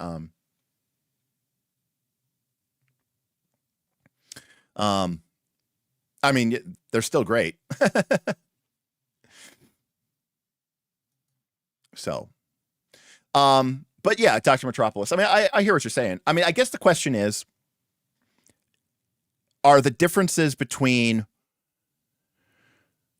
Raynor's Raiders and the Terran Defense Forces the same as the difference between Space Marines and Orc and Goblin? No. Or Orcs, Space Orcs? No. But it's probably more like, Space Wolves versus Blood Angels, right? Or, Khorne versus Nurgle. Or, Harlequins versus Eldar, or maybe Dark Eldar, I don't know. Fire Warrior Tau versus like Kroot Tau, So I think that's where it's at. It's not like you're going to have 10 completely distinct characteristics, right? You're not going to have all that. You're going to have, yeah, I mean, this is true, right? Like, what kind of power armor are you in? What color is your power armor? Are you a girl in power armor, or are you a robot in power armor, or are you a dude in power armor, or are you a superhuman in power armor, or are you Superman in thing? Well, yeah, maybe. I mean, I think technically it's 40K with Imperial Tyranid and Eldar only, but yes, but yeah. But also, I don't think this game, yeah, your bugs, yeah, and they've got big plans for the game and for the rollout and stuff like that. So another thing I want to point out about this game is the surge mechanic, and it's just a great example of like of being aware of how things feel better. So this is a Marauder. For those of you who don't know, Marauder is basically, guess what? Guy in a big power armor suit. It's a little bit bigger. It's more like a Centurion, I think is what they're called. I think from 40K. What are they called? I think they're called Centurions. Anyways, it's just it's a beefed up suit of basically powered armor. But one of the things about the Marauder in the game in Starcraft is Starcraft had this sort of rock, paper, scissors. Okay, now I'm going to go on a little bit of a rant here. Hopefully I don't need to whiteboard, so I'll just explain it. Now, I understand 40K has changed some. So some of what I'm saying no longer applies. I think they have made some changes to this game. But in original 40K, like if a unit had, let's say, was heavily armored, if you shot at that unit, okay, it was fairly pointless because the armor would absorb all of the armor. The key was to shoot at that unit with a weapon that could penetrate their armor. But the problem is that meant that when you shot at them, the unit didn't get their armor. And I know that makes sense, but okay. Some of this has to do with like psychology. And I've talked about this stuff before. It actually has to do with RPGs, okay? But this is going to sound really weird. With the normal way D&D armor class works, okay? You wear leather armor, your AC is 12. You wear plate armor, and your AC is 18, right? But when you get hit, it's like you're not wearing armor at all. Does that make sense? I know you're like, wait, huh? Of course that's the way it works. Yeah. But it's one of those weird situations in the way that the game works where, or like if you get crit, you take double damage. And if they roll a 20, you take double damage. And that's the case whether you're wearing leather armor or plate armor and a shield. And they roll 2d8, they get a 7 and a 6. You take 13 damage. Your strength bonus is 2. You take 17 damage. And you take that even though you're wearing plate armor and a shield. And you're like, but wait a second. But I'm wearing leather. So the problem is that with this rock, paper, scissors style is it works, but it's really not fun because it does two things. It means that if the person you're shooting at is paper and if you have a rock, you're like, I might as well not even shoot. There's no point to me shooting. But then alternatively, if you do have scissors and you're shooting at paper, great, that's great for you, but for the paper player, it feels like shit. So it's like, no matter who, someone always feels bad, right? That's the problem with rock, paper, scissors meta, is either you're fucking them over or you're being fucked over. And it's not a great way of feeling good, as I'll say.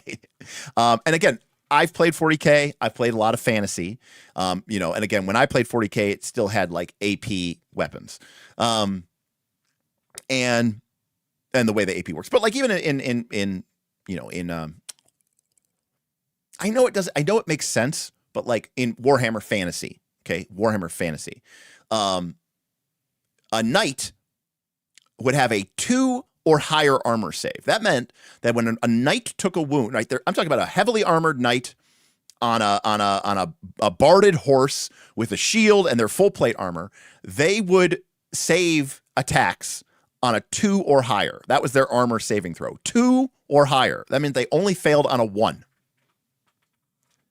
So if you attacked a knight with like anything, it was like, you were throwing grains of rice at them, that you were doing nothing. Alternatively, you could shoot them with a cannon, and a cannon didn't allow armor saves. And so then you would just cut through them like a hot knife through butter, or I guess like a cannonball through human beings. But the point is, I don't think that was really particularly great. None of that felt fun to me from a physical perspective, because either I felt good because I was shitting on your unit, or you felt good because you were shitting on my unit. But it's like, that just doesn't seem like a healthy style, to play as well. My life for ire. My life for ire. There you go. So, what they did in this game, I think, is very interesting. I also want to point out before we go on about World of Warcraft. We've talked about this before. Now, World of Warcraft says that they did this because they wanted to encourage people to take a break and go touch grass. This is before even touch grass was a saying. But the truth of the matter is, World of Warcraft had a mechanic where after you played for a certain amount of time, your experience points would get cut in half, right? Because your character would become tired. And the real reason they did this is because they wanted it to be a sign for you to log off, because you were paying by the month. So the longer it took you to play the game and get through the content, the more month subscriptions they were going to get from you. So if you played for a few hours and then suddenly your XP dropped from 100% to 50%, right? You would be like, oh, maybe I should just just call it even, take a break for the day. Also, if I keep playing, I'm only getting 50% anyway, so it's going to, make it take a lot longer. Okay? Then people hated that. So instead what they did is they said, okay, after you haven't played for a while, your character becomes well-rested. And when you're well-rested, you get a 100% bonus experience points. You get 200% experience points. And then after you play for a few hours, you just, you lose your well-rested. You don't become tired, you just become normal. And then you become you get 100% experience points. Oh, but on the back end, we doubled how much experience points you actually need to get to level. That meant that it was exactly the same. But people felt a lot better about it. And so the psychology of how you present stuff, I think, is really, really important. Okay. Which is to say, you could have a unit that says, hey, I'm a heavily armored unit. You should really be attacking me with, things that are anti-armor. And if you don't attack me with things that are anti-armor, you're going to do half damage. Well, when you do half damage, it basically is like saying, I shouldn't even be bothering to attack you at all. So here is how Starcraft, the miniatures game, does it. So this is a Marauder. A Marauder has the armored tag, the biological tag, and the ground tag. So this is an example of an armored unit, obviously. He's literally wearing power armor, okay? This is a roach, right? There are these creepy looking dudes here. Now, a roach.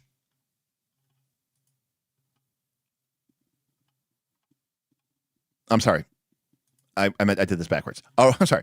A roach is armored. This is what I was trying to point out. A roach is armored. Okay. They have this thick carapace with all this really, really thick spines. You can see that their armor value is 3 or higher. Now, it's not 2 or higher.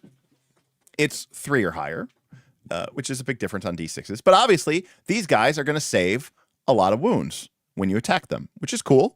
They're armored. They deserve to get their armor. So if you're shooting at them with a marine unit, right, a lot of those hits are going to get absorbed by the armor. And I think 2+ is toxic. I think 3+ is fine. I actually think 3+, 4+, and 5+ are pretty much what all armor roll saves should be. I think 6+ is kind of pointless. 1+ is obviously problematic. And in fact, in this game, you always succeed on a 1 and you always fail on a 6. So there is no such thing as a 6+ armor save because you always fail on a 6. I'm sorry, I said that wrong, but you get what I'm saying. You always pass on a 6.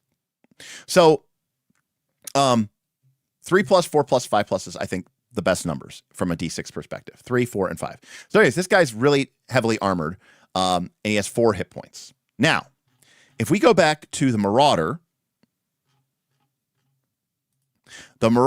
has a quad K12 gun. This basically fires, little explosive shells, okay? And you can see here they have this thing called Surge, armored. And the Surge die is a D3. What this means is that if the Marauder attacks an armored unit, then D3 of their hits skip the armor. So this is a really important thing to note because a Marauder makes 3 attacks. That's their rate of attack. They make 3 attacks and they hit on a 3 or more. So if you have 3 Marauders in a unit, you're making 9 attacks. Now here's what's really important about this. This Marauder is not bad against Zerglings. They're not bad against lightly armored units, but they get a benefit against armored units because against armored units, after they roll their attacks, after they roll their hits, they will take D3 of their hits and put them automatically to damage. They will skip the armor roll. But here's what's really important about this. The Roach player will still get to make armor rolls. It doesn't make their armor pointless. It doesn't make their armor useless. And it doesn't do like double damage, okay? In other words, it doesn't actually increase the ceiling. Because with 3 attacks, let's say there's 3 models in the unit, we could make 9 attacks. And let's say all 9 of them hit. And then let's say that all 9 of those hits, the Roach player fails their armor save. Then you're taking 9 points of damage. That's the ceiling. That's the most damage we could ever do against any unit in the game. And even against armored opponents, that's still true. Because the Surges don't actually give you bonus hits. They don't let you do more than 9. They just make it so that you're more likely to get a couple extra points of damage in. It doesn't completely bypass the Roach's armor. Because if let's say I make 9 attacks, okay? Do I have a dice roller anywhere here? No. I do, in TTS. I'm an idiot. Okay. So let's say we get, our Protoss is temporarily going to become a, whatchamacallit, okay, so we've got 9d6. Okay, so these are our hits, right? We need, 3s or more were our attacks. So we actually hit with 8 of our dice, okay? Yes, it's per squad, not per unit. It's per squad. And then what we'll roll is we will roll a a D3. So here, we'll re-roll. Okay, so in this case, the 2s miss, the 1 misses, and these ones right here are all hits. So we have 5 hits, but our surge die, which is a D3, rolled a 1, which means that one of these hits is automatically going to do damage. These 4, the Roach player gets to make their armor save. Now, the Roach's armor save is 3 or higher. So wow, that was actually a terrible roll. But so that meant that 1 wound. Oh, I did that backwards, didn't I? Sorry, I did that backwards. Whoop. I accidentally deleted the ones that missed, or deleted the ones that hit. My bad. Sorry. I undid that. Let's do that again. I accidentally hit Control Z. Okay, here we go. All right, so we got a die here. So that meant that we did 3 unsaved wounds, and then we'll add in the 1 from the surge. So you could see that even without the surge, we would have done 3 anyways. This is just doing us another example. So let's do it. Let's do that again. So let's go. All right, so we've got 9 attacks, and we have a surge die of a D3.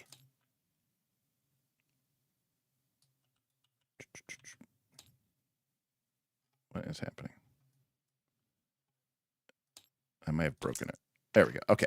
Man, we cannot roll well. Let's roll again. All right, there we go. That's a good one. All right, so the 1s and 2s are misses. We just missed with those attacks.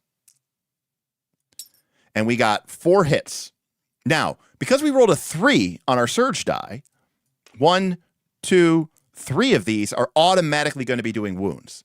So this is the only one that they're going to make an armor save for. Now, they made the armor save, so we get rid of it. So they do take 3 wounds. But it's not like they, which is a great roll for us, but it's not like they took 8 or 10 or, some obscene number. So it gives us an incentive to attack armored units, but it doesn't mean that it's the only thing that we can attack, which I think is really, really important, which I really, really like. As far as I could tell, there are very limited rerolls. Most things in this game are automatic. So let me see if we have cards in here, which I'll show you. Let's see. Do we have Terran cards? Yeah. Okay. So here's a Marine. Here's a Terran Marine. Okay. Now, a Terran Marine, when they stim pack, they gain precision 3. Okay. So let's just say we had a bunch of Terran Marines here. Let's spawn some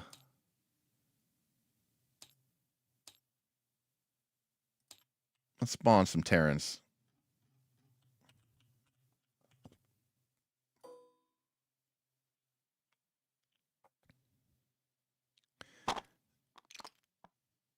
Or throw them off the side of the board. We could also do that.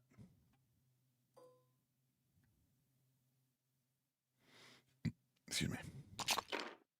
There we go. Okay. Where's our Marines here? There's Jim Raynor. All right, here we go. Here's a Terran Marine. There's Raynor's Raider. We got a bunch of Marines. So here's our good old boy. Good old Terran Marine. Jacked up, good to go. I gotta have that on my board, right?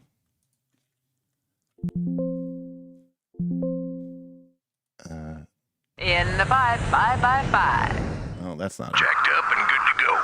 There we go. Jacked up and good to go. So this is our Terran Marine. So they have, we can see over here that Terran Marines can come in up to 9 in a unit. But 7, 8, or 9 Marines in a unit is 2 supply. Up to 6 Marines is only 1 supply. So it's more efficient to have a unit of 6. So I imagine you'll see a lot of these things in units of 6. Because for 6 Marines, it's only 1 supply. If you want to have a bigger unit of Marines, you're going to have to pay an additional supply. Anyways, so we have 6 Marines. When they shoot with their C-14 rifle, they make 2 attacks, and they hit on 3s or higher. Okay, so 6 Marines would be making 12 attacks. But let's say that we got stim. I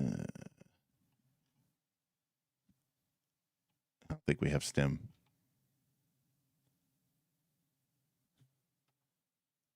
Rock and roll. I can't believe I don't have stim on here. Anyways, so let's say that the Marines stim. Okay. So when a Marine stims, they suffer non-lethal damage 2. This unit gains a buffed speed of 3 inches, and its rifle gains precision 3. So what does precision 3 mean? Well, I'll show you what precision 3 means in a minute. So 6 Marines are going to make 2 attacks each, so that's 12 attacks. Okay, so we're going to roll 12 dice, and they hit on 3s or higher. So they hit on 3s or higher. So rather than having rerolls, what precision 3 means is it means take 3 misses, up to 3 misses, and turn them into hits. So rather than having rerolls, that's what precision does. So that's how stim works. Rather than letting you reroll the misses, it just turns X number of misses into hits. That's what precision does. That's what happens when you stim. If you didn't have stim, these would have been misses too. But with stim, these become hits. Now, let's say, right, I think it's very clever. I think it's easy, it's simple, it's quick, it's factors. Now, what is non-lethal damage? We can talk about that in a second. Now, let's say that these Marines were shooting those roaches. So the roaches, remember, they save on a 3 or higher. Now, our Marines don't have the same armored surge against like the Marauders do. Marauders are good with their explosive shells at cracking through the carapace. The Marine is just, spraying flechette rounds, basically. So in this case, the roaches would have saved from those hits all of these. And our roaches would only have taken 3 points of damage. And by the way, a roach can take up to 4 points of damage before it dies. Okay, so someone asked, what is non-lethal damage? Okay, really simple. Now, these cards, this is obviously on TTS. If you don't have 3 misses, you don't get the full 3 extra hits. Correct, you do not. Correct. So in other words, Cinnabos, it doesn't increase the ceiling, right? There are 12. There are 6 Marines making 12 attacks. The most hits this unit could ever get is 12. And so if you rolled 10 hits and 2 misses with precision 3, you would just do the full 12. You can never do more than you could ever do. So the way that the Marines work is you can see that they have 2 hit points per model. But the way that this game actually works is you track the damage on the entire unit. Okay? So even though it has all these different models, you actually track the damage on the entire unit, technically. Okay? And so the way it works is, let's say that this unit took 5 points of damage. Okay, from lethal attacks, like, I don't know, Zerglings ripping them apart, or, a Protoss disruptor cannon hitting them in the face. Well, then what you do when you take lethal damage is technically you would just do this automatically, right? You don't really have to do this procedurally. But what you would do is you would kill this Marine. Now, this Marine has 2 hit points, so that would reduce the amount of damage on the unit by 2. Then we would kill another Marine, and that would reduce the damage on the unit by 2. So now the unit is left with 1 point of damage. Now models have 2, so we can't take a unit away until they've taken 2 more points of damage. And then this would stay with the entire unit. Okay? Does that make sense? So now let's say that they get into another fight. Let's say Hydralisks are shooting at them, and the Hydralisks deal 3 points of damage. Okay, well now they're at 4 points of damage. So that was lethal damage. So we would remove a Marine. We would remove a Marine and not delete our damage counter. So we would remove a Marine and decrement that by 2. And then we would remove a Marine and we would decrement that by 2. And now this unit has no damage on it, and there's only 2 Marines left, right? So that's officially how the damage works. The way non-lethal damage works, which as far as I know is only from stimming. Now, this game says that stimming does 2 points of non-lethal damage. I believe in another version of the beta rules, stimming does 3 points of damage. So again, these are all beta rules. I'm not really sure what it is, but let's just say it's 2 because that's what it says here on this card. What that means is when these Marines stim, their damage goes up to 2. But because it's non-lethal, we don't remove any models. So they have 2 points of damage on them, but we don't remove any models. But the damage stays. So now they're stemmed, right? So that's the stuff. And now they can move really fast for the turn. They can shoot with extra precision, right? They're better at shooting. They can move a lot faster. Cool. And they have 2 points of damage on them. Next turn, we stim again. That's the stuff. And now we're at 4 points of damage. But because it's non-lethal, we don't remove any in the Marines. Now, they can move fast and shoot.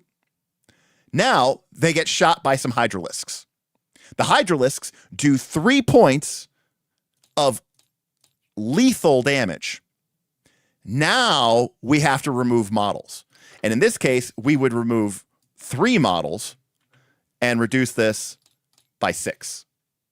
So that's the way that stim works, which is basically it builds up the damage, but it doesn't really count as damage in terms of like killing models off until they actually take quote unquote lethal damage or real damage, if you will.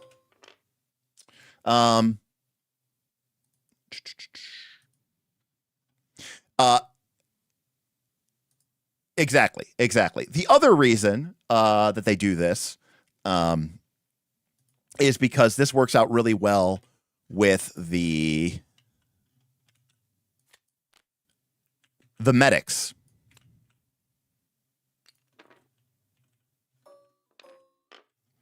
So the way that the medics work is the medic has an ability called life support. And so whenever a friendly biological unit suffers damage within 4 inches, reduce the total amount of damage by 1 for each model in the unit that is within 4 inches of the damaged unit, which basically means if you have a unit of medics paired up with a unit of Marines, because they will take the damage, but it's not lethal, you don't have to remove anything, they would then reduce that down to 0. And so if you have a group of medics with a Marine, you can just stim to your heart's content, basically. And what's nice about the healing of the med pack is that if this was lethal damage, the Marine would be dead. The medics can't actually bring people back from the dead. They can only heal damaged units. So could you kill your Marines with non-lethal damage by having 12 non-lethal on them? No, I don't think you can. I don't know exactly what the rules on that is, Malum, but yes, but then the moment they took, so what that would look like, Malum, in the RTS turn, have you ever stimmed your Marines so that you have an entire unit of Marines, but they're all at just like 10 or 8 hit points or whatever, right? They're all in the red. Technically, every single Marine is alive. They just are all like 3 hit points away from death. And then the moment they took 1 point of lethal, yes, they would all get wiped out. That's what that would look like. That is correct. I'd have to like specifically go through the rules. Obviously, I'm not like an expert or anything about this in the game. The beta rules, have just come out. But to my knowledge, that is how that would work.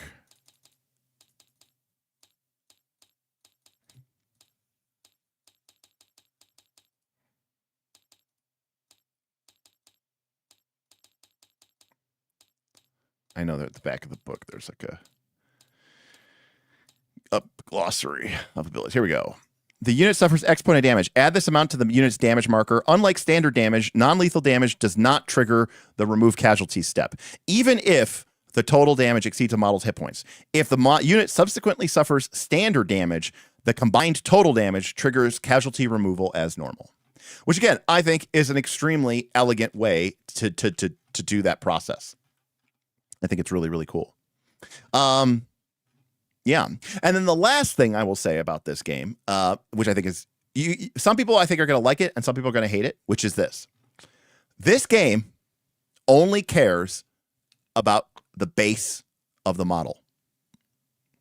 So, for those of you who are not familiar with Warhammer 40K, Warhammer 40K uses a system called true line of sight. And there's maybe an analog here to role-playing games a little bit about immersion. Okay, about immersion. In Warhammer 40K, if our hydralisks wanted to shoot at this this stalker here, right? Here you see the stalker here, Protoss stalker. We got our hydralisks over here. So here's what you're supposed to do.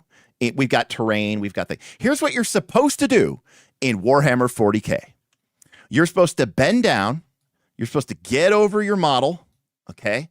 And you're supposed to like look from the model's perspective. Like, okay, can this hydralisk see that stalker? And you're like, okay, yeah, he could see that stalker. Okay, what about this? Oh, he can definitely see that stalker. What about this guy? Can he see that stalker? Oh yeah, he could definitely see that stalker. What about this guy? Okay.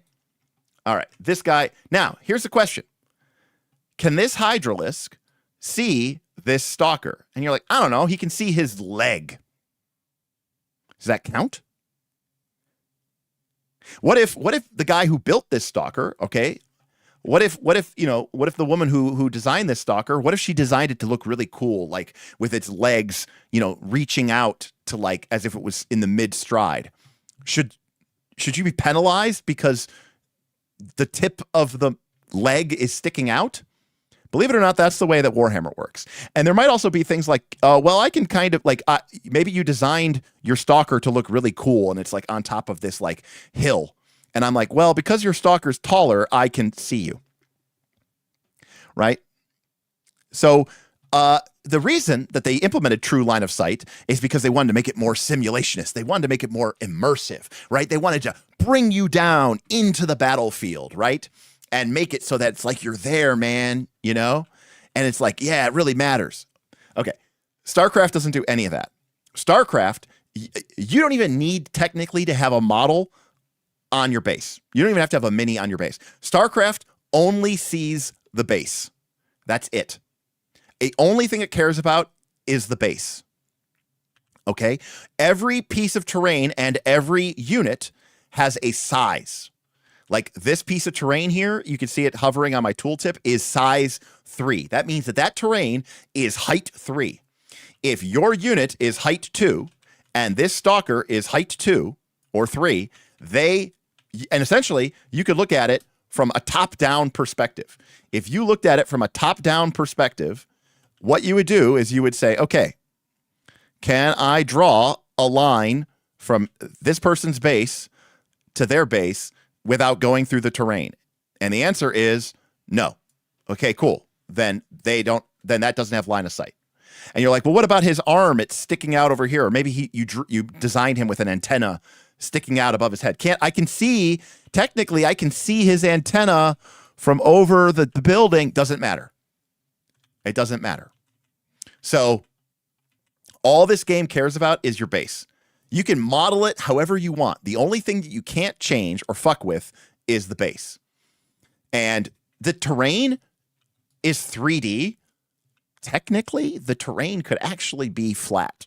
technically. I mean, it wouldn't look as cool, just like having an empty base that just said Hydralisk written on it wouldn't look as cool as having this really cool looking little mini here.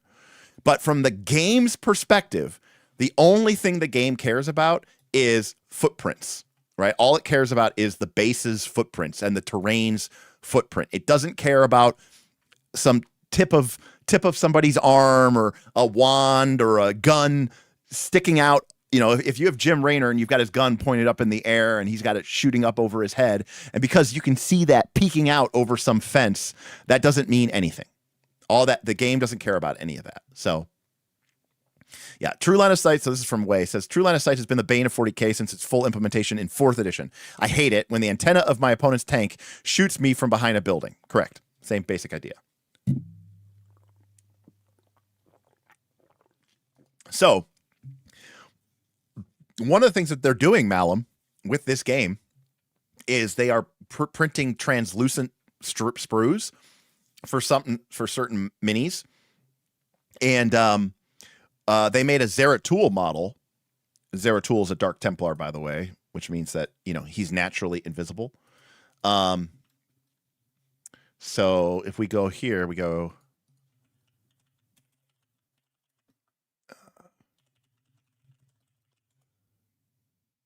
Let's see if we have it here. Yeah. So they made this. They made this cloaked Zeratul model, right? So they made him transparent plastic, you know, to represent the fact that he's cloaked, which I thought was really, really cool. But yes, technically an invisible base would work, which I thought was really neat. But yeah, so I'm.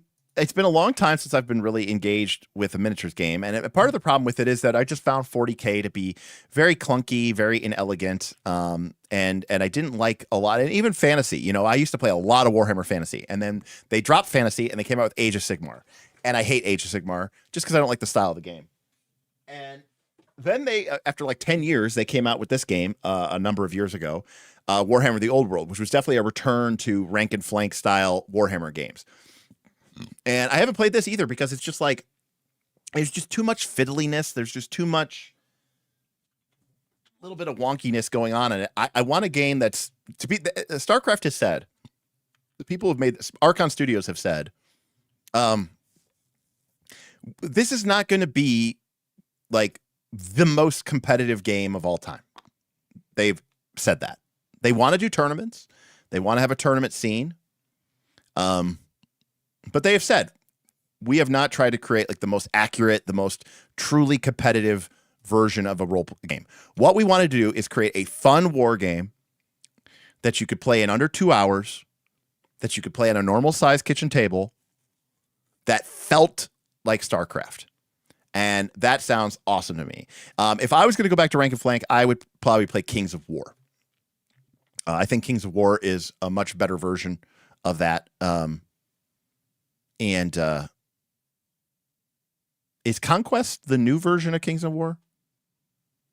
Maybe it is. I know they have another version that's like designed for real pick up and play, but I might own that actually. But anyways,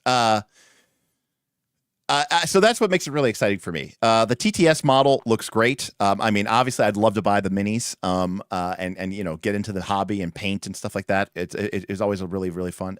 It is alternating unit activations by phase. Malum. Oh, Conquest is a different game. Okay. Oh, Champions is what I'm thinking. Kings of War is, yes, I exactly picked Champion. I just said that. Yeah. Yeah, so it's alternating activation by phase. So the way it works is, right, so I move a unit, you move a unit. I move a unit, you move a unit. I move a unit, you move a unit. I move a unit, you move a unit. Once we're all done moving our units, whoever passed first in the movement phase gets to go first in the assault phase. So then it's I shoot or charge with a unit, you shoot or charge with a unit. I shoot or charge with a unit, you shoot or charge with a unit. Back and forth, back and forth. And then the third phase is the close combat phase. So then you pick a unit that's in melee, they attack. I pick a unit that's in melee, they attack. And we go back and forth, back and forth, back and forth. And then when we're done, we decide who controls the control markers. We score victory points, and that's the end of the round one. So it's very, very, there's a lot of strategy. There's a lot of, in-depth types of strategies at every levels. Not knowing what games you have is so indicative of a deep in the weeds tabletop enthusiast. I feel seen. I definitely own more games than I'm like, I think I own that because I was really I wanted to get back into painting. So I always wanted to be a painter, and I was terrible, and I knew that. But I grew up, like reading White Dwarf and like looking at the Golden Demon paintings, and I wanted to be a wet blender and all this other stuff. And I wanted to do things the old GW standard way, right? Which was like prime with white, paint the base goblin green, and then, paint in your base coat. God forbid that hopefully you're not using a paint color that's going to take 55 layers of paint, because the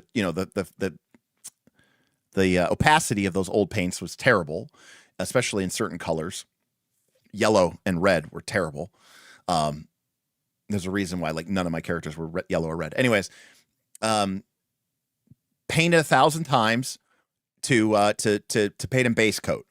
Then after you paint your base coat, paint over all of it with like a wash or inks.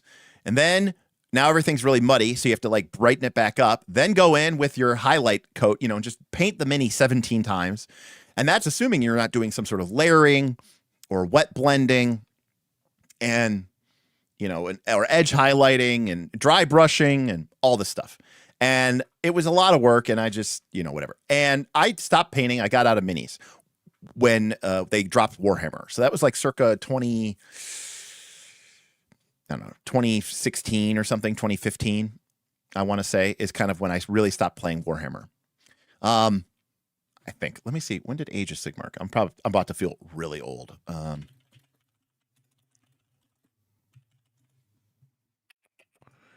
Age of Sigmar came out in 2015, which is about when they so that's like they dropped Warhammer Fantasy Battle to come out first. So there you go, 2015. So it's been 10 years.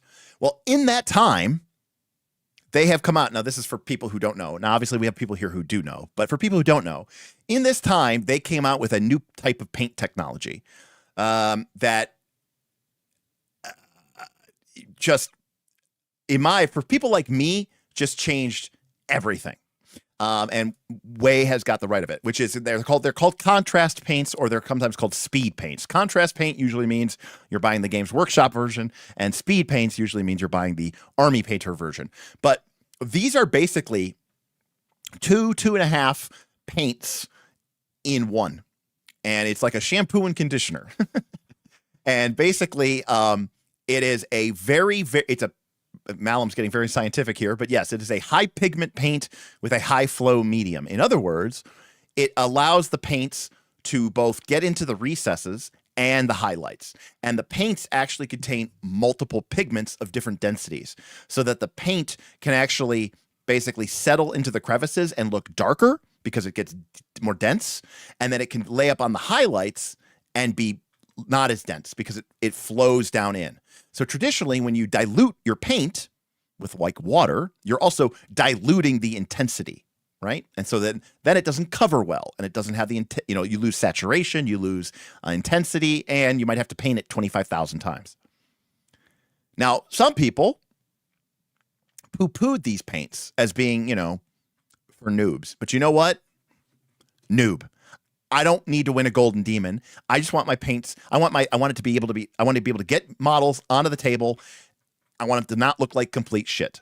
And so this version of a paint system called Slap Chop, and it's taken from that old German infomercial, that guy with the slap chop where you put the vegetable in and you just slap it a couple of times. And basically the idea is you prime your minis black.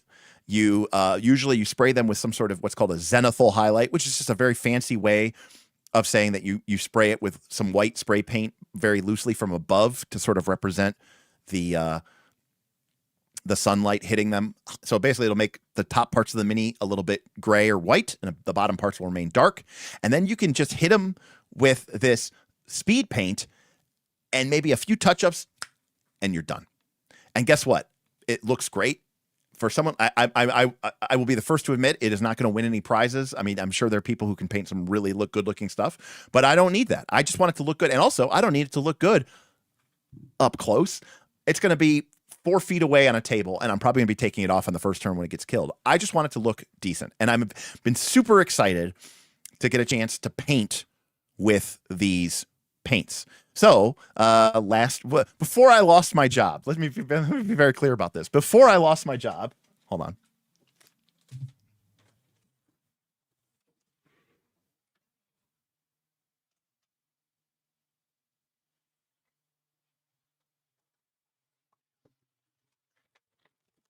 So I went and bought the Army Painter Speed Paint Mega Set, which contains everything in their line. You'll notice it is still in the shrink wrap because I'm a loser, and I just haven't had the time to paint. But I really want to, and I'm hoping that Starcraft, can reignite that desire. Hey, thank you, Tin PDB. By the way, if you want to support us for free, you can do that on Twitch as well with your Twitch Prime sub. We really appreciate when you do that. Every little bit helps support this channel and means a lot, since this is how I'm trying to make my living these days. So I'd love to get back into miniature painting. I love it. I think it's fun. It's very cathartic for me, and I've been really excited to finally try these speed paints out, which I've seen so much, and I've seen such. And it's for someone like me, this is exactly what I want to be doing.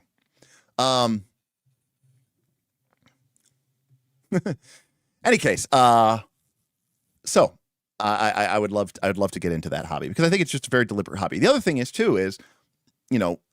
a lot of the RPGs that I'm playing these days that I'm more interested in don't involve toys. And I like toys. I like minis, and I like terrain, and I like all that stuff, when I'm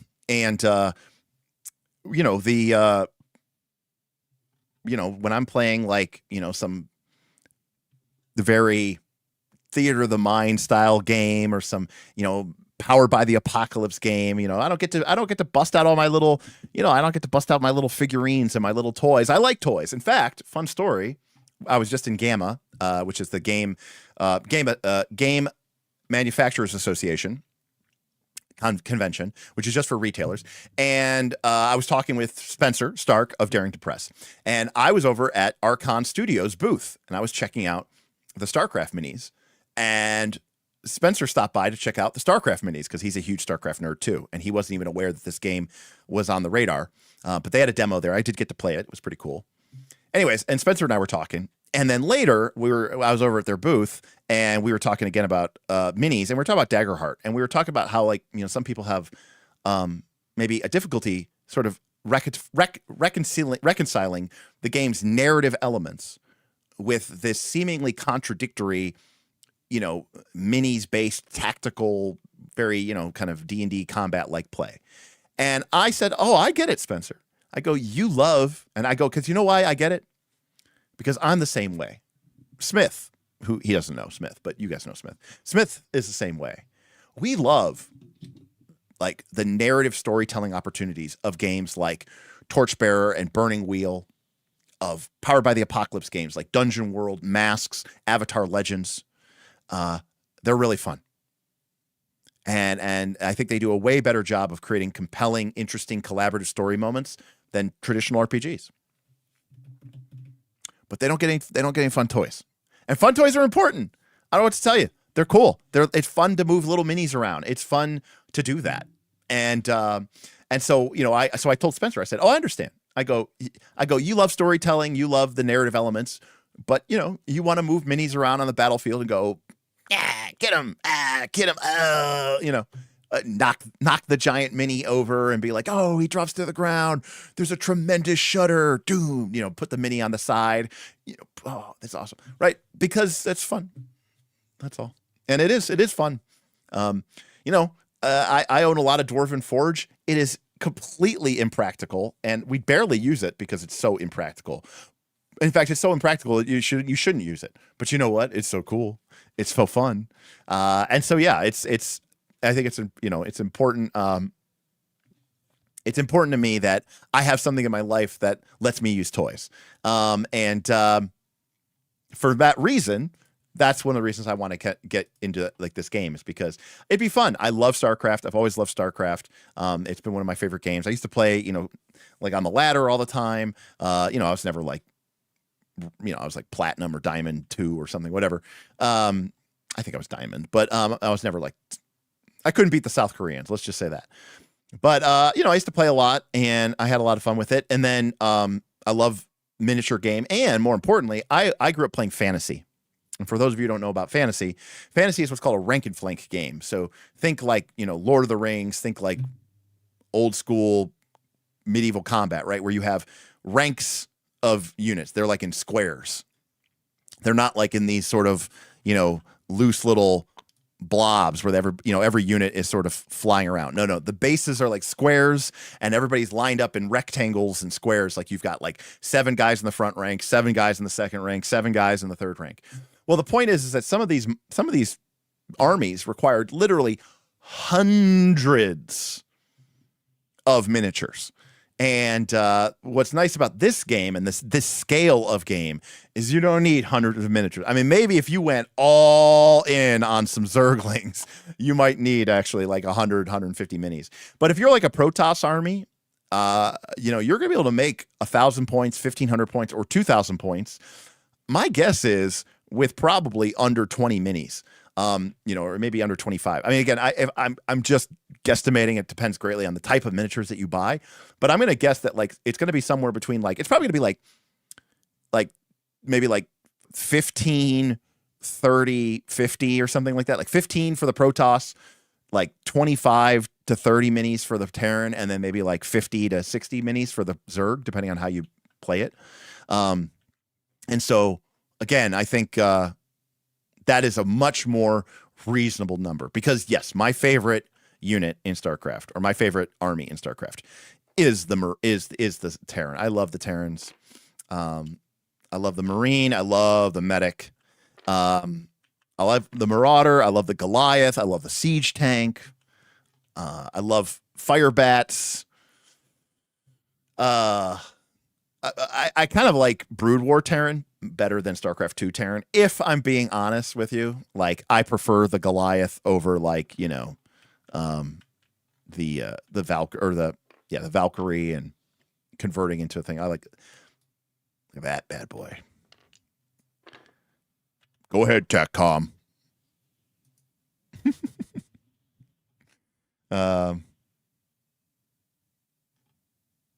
Do I have a Goliath thing here? I don't think I do. Online and prepped. No, that's not it. I'm into it. Proceeding. Oh, I love it. Anyways, when I see the Terran, it just makes me so happy. And I think we know that siege tanks are coming out in the second wave of minis later this summer. So that'll be a really cool moment. Yeah, Malum. I mean, so a couple things. Number one, you have, there you go, Steam. There you go. They have the Protoss bundle is just under 30 models. So a couple of things. So number one, there is obviously the official units from StarCraft 2 and from StarCraft 1. Secondly, even in StarCraft 2 and especially StarCraft 2, there were units that were never they were in the campaigns, but they were never in the actual like multiplayer game. So you have that as well.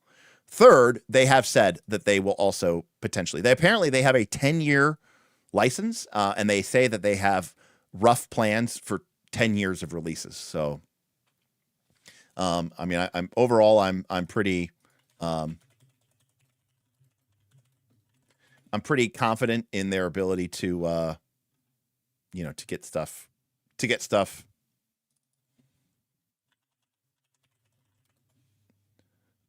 done. Let me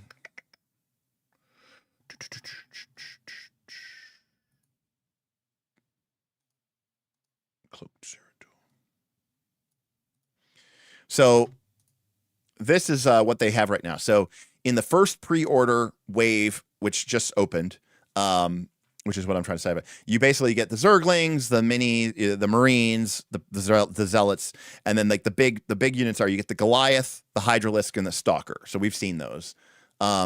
Then wave 2, which is going to be in June. So in just 3 months, you're going to get siege tanks for Terrans. You're going to get Ravagers for the Zerg, and you're going to get Immortals for the Protoss. Then in wave 3, you're going to get, which comes out at the end of summer, you're going to get Ravens, Defilers, and High Templars, along with more hero units, Nova, Zagara, and Tassadar. And then wave 4, you're going to get your first flyers. You're going to get the Banshee, the Mutalisk, and the Scout. And then wave 5, it's to be announced, but they're guesstimating. This isn't official. They're just like speculating, even officially. But they're thinking you might get Firebats, Infested Marines, and Dragoons, which would be awesome. Because, I'm sorry, Dragoons are awesome. One of my favorite units of all time. Right now, the price is very affordable. During the pre-order, they're basically selling it for half off, which is fantastic. So you can get a lot of stuff for very cheap.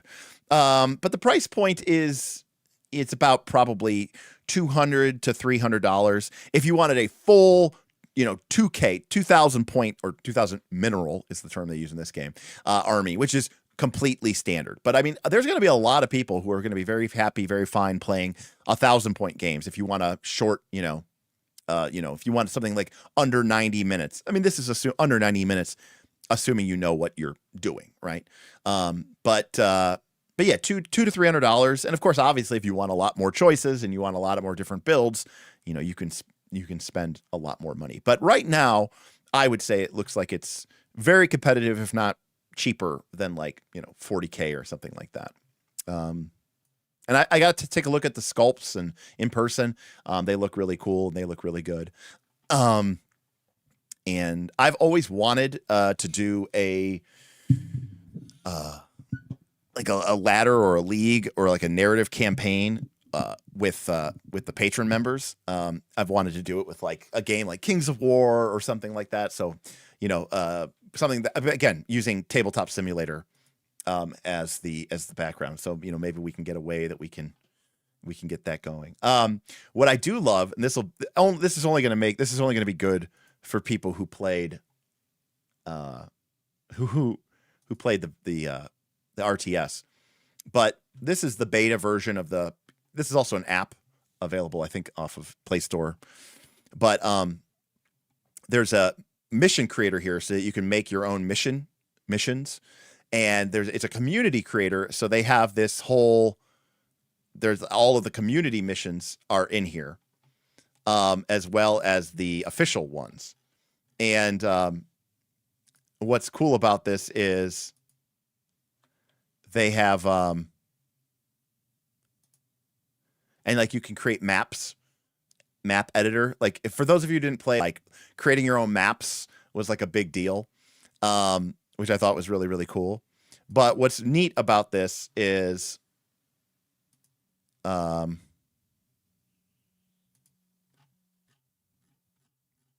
community missions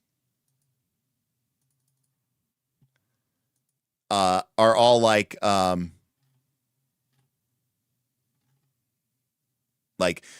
Zelnaga Temple, fastest map ever, fastest possible map, and like these are all like throwbacks to like the names of maps that people used to play on like ladder and stuff like that, or like on like 2v2 bloodbath, no rush, 5 minute no rush, like there'd be all these games that people make things like fastest map ever, money, a dollar sign. It was just like, a map that was just like you had so much minerals so that you could just quickly build whatever you wanted to build. And so it's just funny watching how the community is sort of engaging with the game by sort of bringing back some of these classic elements from the RTS, which I thought was a lot of fun. But yeah, And again, people are creating, different maps for the game, different standards, different deployments. It looks like it's going to be a really well supported game. I'm pretty excited about it. But if you go to sc.starcraft-tmg.com, or if you just go to their website, all the beta rules are for free. You can see all the units, all the different stuff.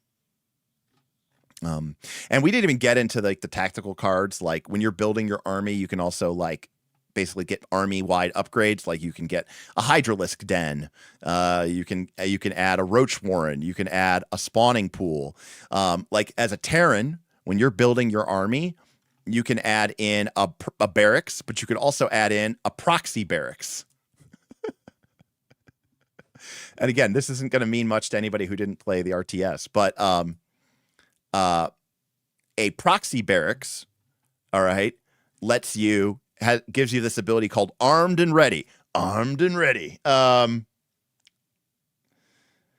what it lets you do is if you deploy a biological unit, aka a Marine, a Marauder, you can deploy them from any table edge that isn't another player's entry edge, which basically means you can't deploy from your opponent's edge of their table, but you could deploy from any other edge of the table. So you could deploy from one of the side edges of the table instead of your own edge. Because again, for people who don't know the RTS, a proxy barracks is where, the game starts and you send out one of your builder units across the map, and you build a barracks, which is a building that produces Marines and Marauders, and you actually build it outside of your base. You actually build it kind of hidden, but close by to your opponent's base, because that lets you build your units right outside of their base, basically. So you can attack them quicker. You can deploy. You can, maybe come at them from a different angle or come at them from a flank. And that is called a proxy barracks. And so as an official part of the game, one of the upgrades that you can take when you build your army is you can take a proxy barracks, and that lets you deploy your Marines, your Marauders, your medics, your firebats, on the side. Similarly, you could pick up a drop ship. So this is the Terran drop ship, which is their air-based deployment unit. And sure enough, you have this here, which is called Ready for Dust Off. Place one of your faction indicators. That's just a token, right? Place a token anywhere on the battlefield more than 10 inches away from an enemy model. At the end of the round, the controlling player may deploy one ground unit from their reserves into base-to-base contact with this token.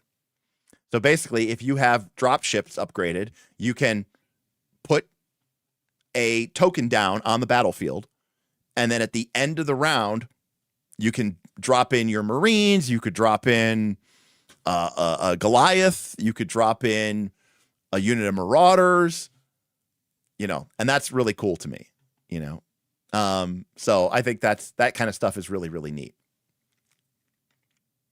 So again, it feels like the game. You can get an orbital command structure, and then that gives you access to a scanner sweep, which lets you place one of your tokens on the battlefield, and all enemy units within 6 inches of your token lose the hidden condition. So basically, it detects cloaked units, it detects burrowed units. Yes, burrowing is in this game, I think that's really cool, right? So it's a really neat, really fun game. It feels like the things. There are not worker units so far. But that's because in the game right now, you do not build buildings, as far as I can tell. So, as far as I know, there are no probes, drones, or SCVs.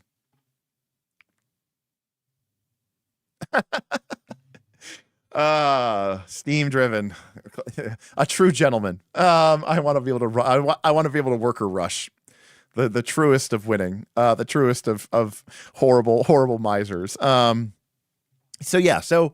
I think it'll be a fun game, and I think it's really exciting, and I think it's really interesting too. Just to think about some of the changes that they made for the game, and how I think about how it applies to even like RPG play. We talk about the tension curve of combat and of the pros and cons of alternating activation versus entire player side activation. And I think it's it's a really interesting thing about how these game design principles are still applicable, outside of RPGs, but into board games, war games, video games as well, which I think is, all in all, it kind of shows you that these things have more in common than they don't. I mean, the mule is fucking great. I would not be surprised to that we wouldn't see some sort of mule. Maybe not as a unit, but as an upgrade that you could take to like quickly repair a unit or something, like to drop a mule in to do a quick repair.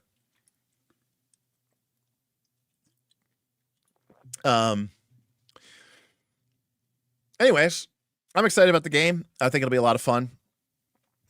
And I hope to be able to pre-order some stuff. Again, the game was coming out or whatever. I had saved a little bit of money to go to Vegas, which I'm going to. Again, I get to go to Vegas pretty cheap because our as a group, we make sure we gamble intelligently, and we gamble on we put all our money through our one buddy, and he gets like platinum status, so he gets free rooms and stuff. So, when I go to Vegas, usually my flight's paid for, my room is paid for. I just have to pay like meals and gambling. And usually, I gamble a little bit. Obviously, I'm not going to be gambling as much because I don't have really money anymore. But I will be honest, I'm really considering really cutting back. Even though I'm going to Vegas, I might just, I don't know, kick it at the pool and try to save, $300 or $400 and use that extra money that I save to pre-order some Starcraft minis. Well, I mean, I want to get all three, if I'm being honest with you, Steam driven. But Terran is my favorite faction. But the Terran bundle is the best bundle is the box set, which comes with the Zerg. So if you're buying the Terran, you're basically getting the Zerg too. But the Protoss are on their own bundle. But you could do a lot worse than finding a buddy and each of you buying a copy of the core game, and then one of you giving the other one the other army. So you'd have like double Terran, double Zerg. You'd have close to 2,000 points for enough for a full game if you wanted to play that. Not for nothing, but I also picked this game up. This was at my local store the other day. I've never heard of it. It's called Cottages and Cerberus, which is seemingly a completely nonsensical name.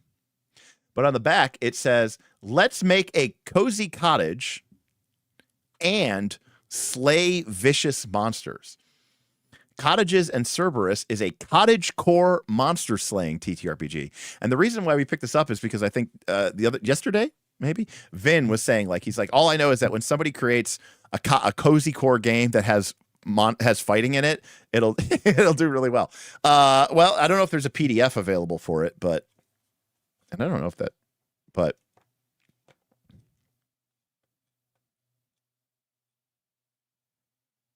I mean, it looks exactly like what you would think it would look like. I'll say that. And it's like size 10 font as well.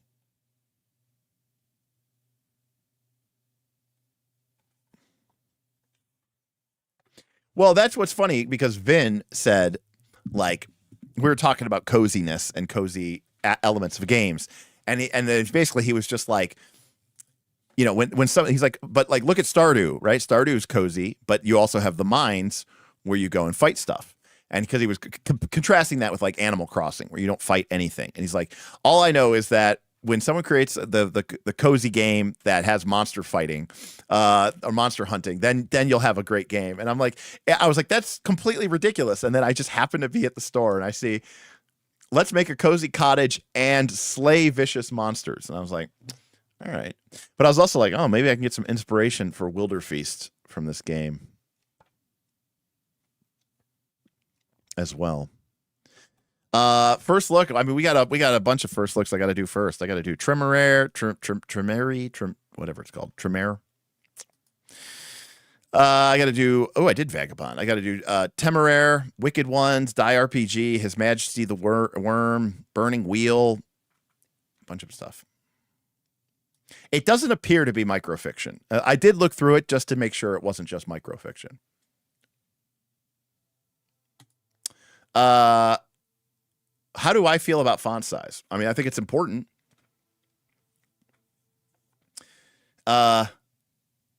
I still mostly view games as a reference manual and not a textbook.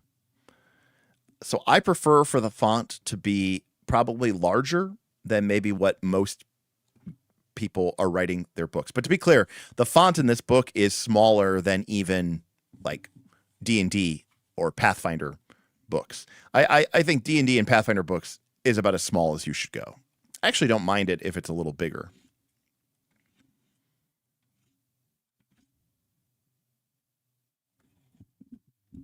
Obviously, that increases page count, yada, yada, yada, which has a cost, et cetera, et cetera. So, but I like, or maybe I'm just old and my eyesight's going. I don't know. But I don't mind having a bigger font for sure.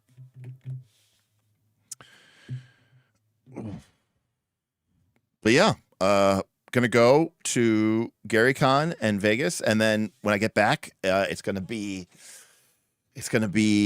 go on. We're gonna be launching Northern Reaches season 4, which is crazy.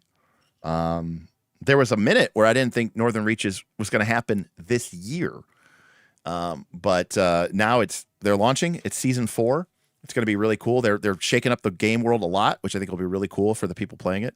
So I'm excited to get Pathfinder 2. I know Bob has been delayed by some children illnesses, but he is ready to go. He's going to get ready to go for Dragon Tide. And then hopefully I can throw my hat into the ring with our Moria game. Now, Wilderfeast is still deep in my heart and my soul of a game that I want. I still am convinced it will be the greatest mega game that we ever do on Knights of Last Call. But it does require a lot more work to get that game, quote unquote, ready for the mega game, because I am essentially rebuilding the game from the ground up. People have always said, what would a game look like if it was just a mega game built for that purpose? And essentially that is what I'm doing with Wilderfeast. I mean, I'm starting with the DNA of Wilderfeast, but I am rebuilding it. But the One Ring, on the other hand, I think is nearly perfect as it is, and it has a great Foundry module, which is all good reasons for why, you know, to roll it out. And because I want to start my actual play, my live stream with chat playthrough of Moria, and I'd love for those two things to be kind of back to back.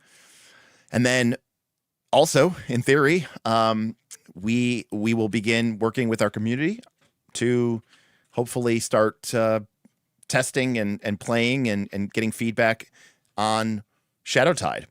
I know that we are going to have some drafts within the next month or two. And, we want to get our community, who we trust a lot and we really respect, to get some eyes on it and start giving us feedback. I've said this before, and I'll reiterate it here. I think a lot of content creators are perhaps misserved by their communities because they have a lot of fans who want to just tell their favorite content creator how awesome their game is, and how excited they are for it, and how they can't wait to back it at $200 level or whatever. And that's great, except you need critique, you need feedback. And one thing that I can rely on and trust is that my community will not feel bad or hesitate to tell me when something sucks, or if something doesn't work. If anything, the problem with my community is going to be they're all going to have a million ideas about how they can fix it. And of course, as Mark Rosewater always says, communities are great at, understanding what problems are. They're very bad at understanding how you should fix it. But that being said, we also have people in our community that are like published game designers. So I would be a fool not to listen to many of them. And by published, I mean like published and very successful. Shout out, the recent $1 million Kickstarter, Evan. But outside of that, I think it'll be really interesting to go through this process as we've never done this before, and we're definitely going to give it the old college try, and try to make it again, I'm taking a deep breath and I'm trying to calm my instincts to want to perfect everything. It's so funny because I was calling a bunch of my patrons hypocrites because for years, my patrons were just like, just make something, get it out there. It doesn't matter, get it out. And now we're actually doing that.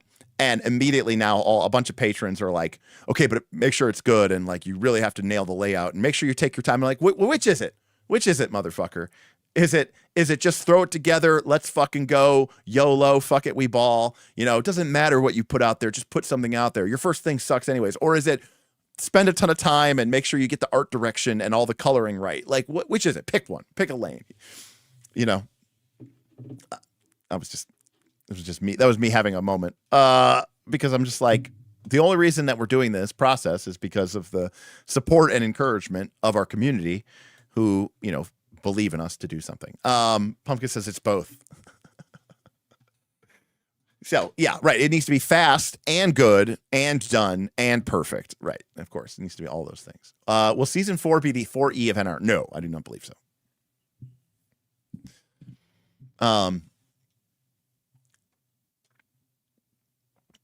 Yeah, not only that, it's just more expensive for you, the publisher. It's more expensive for your consumer.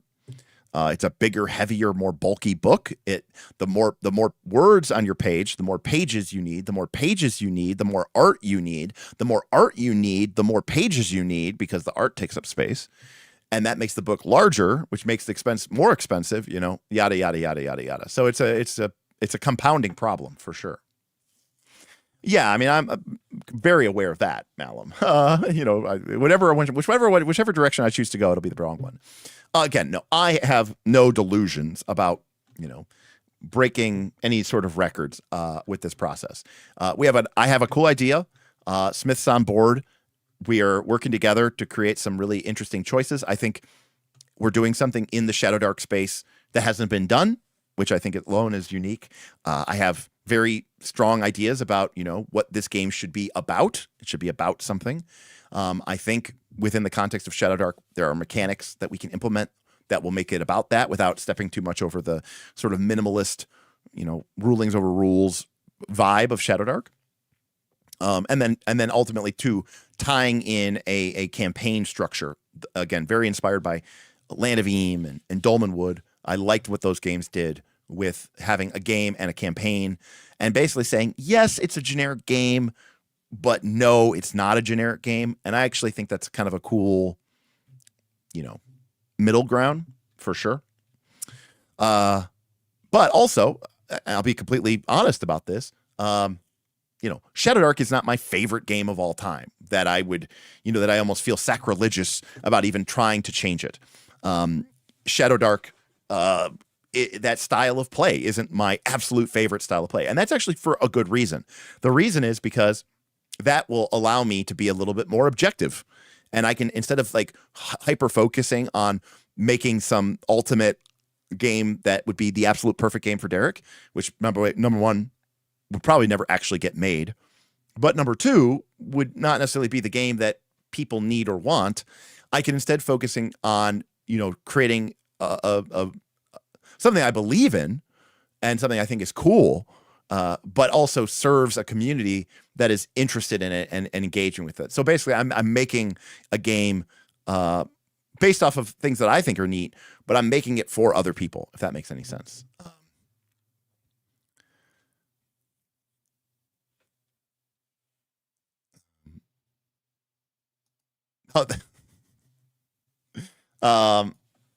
I don't know if you're kidding or not, but that would be very sad if that's the case. Again, One Piece is part of our inspiration as well. One Piece, Pirates of the Caribbean, and of course Pirates of Shadowtide. Those are kind of the big things that I'm really inspired by. But again, there's a tonal change there as well, and also too, Shadow Dark. It is a more minimalist game, and that's good because Smith and I understand that we both have a tendency to overcomplicate things, to go too deep into the hole, to probably make games that are a little bit more gamey and gamist and mechanic heavy than maybe what most people like or want to buy. And, you know, you guys are all friends of the show. It's 3 a.m. If I made a game of pretty much any caliber, of any genre, I can probably reliably count on the fact that my patrons, most of my patrons, not all my patrons, but most of my patrons and a lot of my, you know, very dedicated viewers are going to pick the game up at some level, probably in print. So, and I could do that and be very happy with that. And I think Smith would be very happy with that. Would that be a blockbuster winning? No. You know, that would be, you know, 50, 75,000, you know, dollars, which would be great. I would be blown away. You know, $100,000 would be amazing. And now, granted, that's not like take home money, right? But, you know, buy the book, publish the book, ship the book, you know, all that other stuff. But, you know, it would be an incredible victory. However, I don't want to, like, you know, handicap myself. So if I want to maybe do a $200,000 Kickstarter or a $250,000 Kickstarter, so that I could actually, you know, after you pay the fees and the, you know, the fees and the fines and the tariffs and the marketing costs and the Kickstarter cut and the publishing costs and the shipping cuts. So that way, that when the money that's actually left over, the artists, the money that's left over is, you know, a reasonable payday, instead of basically being like, well, cool, we didn't lose money. You know, if I could do a Kickstarter and get it published and get to put people's homes, and, you know, 500, 700 people end up buying the game, and I'm able to, you know, hand a check to my friend for, you know, $10,000, and I'm able to take a check for $10,000. That would be one of the coolest things that ever happened to me in my entire life. But these things do operate at scale, right? If you do, like, you know, Evan just did over $1 million on his Kickstarter. Well, the price of a piece of art for that Nimble monster book is the same whether you sell 50 copies or 5,000 copies, right? So these things do scale. So while I consider my success level to be what I just described. If I wanted to do a $200,000 or $250,000 Kickstarter, the way that I would do that would be through something that's more, you know, more mainstreamable. Now, yes, 5e would probably be the best way to do that, but even I have my limits. So, you know, Shadowdark is a popular game. It's a more minimalist game. It's not necessarily the sort of hyper niche thing that Derek would be really super into. And so it has much more of a broader market appeal. Now, would I just want to throw something out for Shadowdark because? No, I'm doing this because I legitimately had this idea and I thought it was cool, and I thought it was a unique spin into this ecosystem, and I respect what Shadowdark is doing, and I think it could be very fun. I think it'd be really cool. And again, I also understood it put certain restraints on some of the worst tendencies that I have and Smith has in design. Right. So, you know, right. Smith is Lion or Phoenix or whatever. I'm Crane. You know, neither of us is particularly unicorny. Or dragon-like. You know, we tend to make rules and systems rather than just being like, you know, man, just go with the flow, whatever feels right. Less is more, man. Fruitful void, less is more. What's up, Ghostmit? Good to see you. So yeah. So it's going to be, I think it's going to be a very big, and then of course, on top of all of that, we've got NightCon Session 0 at Origins 2026. I think we have almost 40 people signed up. I think maybe officially it's like 30 something, but I think unofficially, with like leaning towards yes, it's closer to 40 people.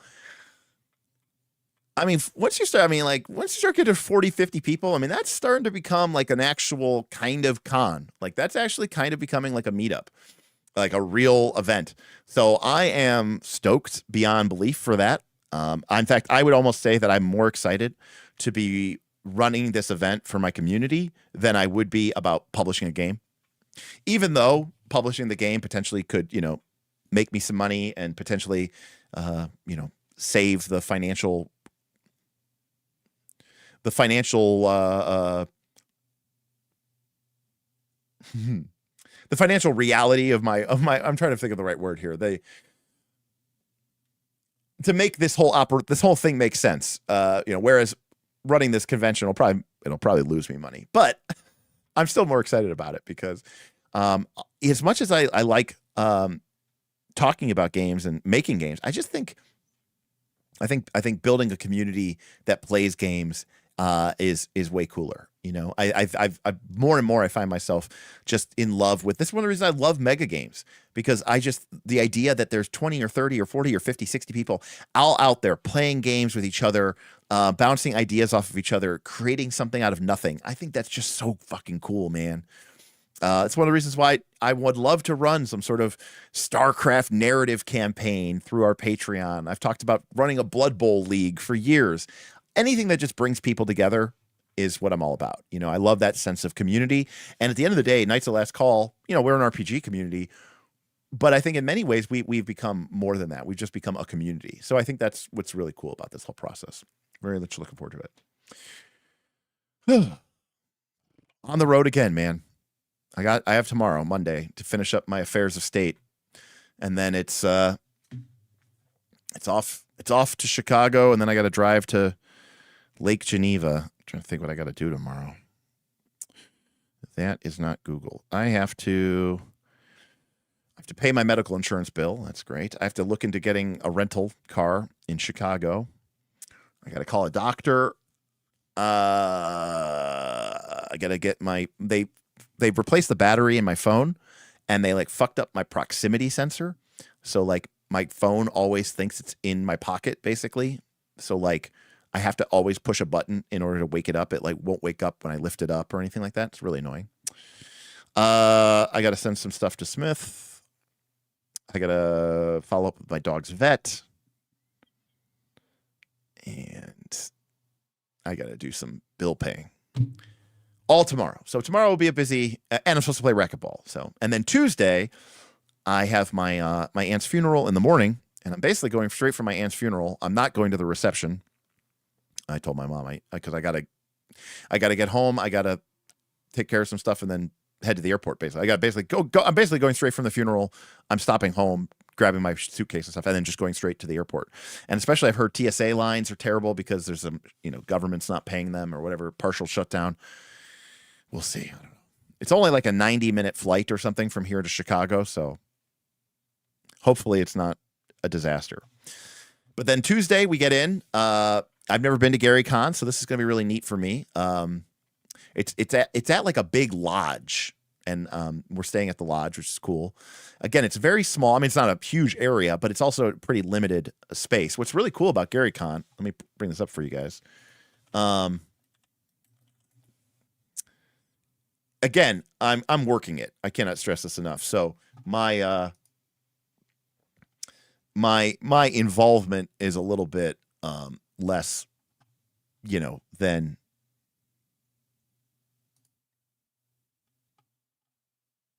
what other people might be.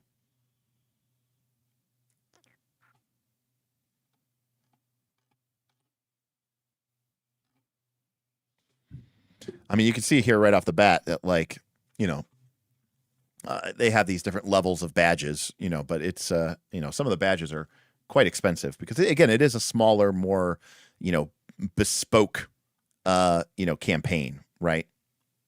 Anyways, events. Where are the events?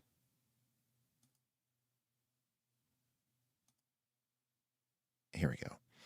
So, if you look at RPGs, let me just look at Thursday here. It's all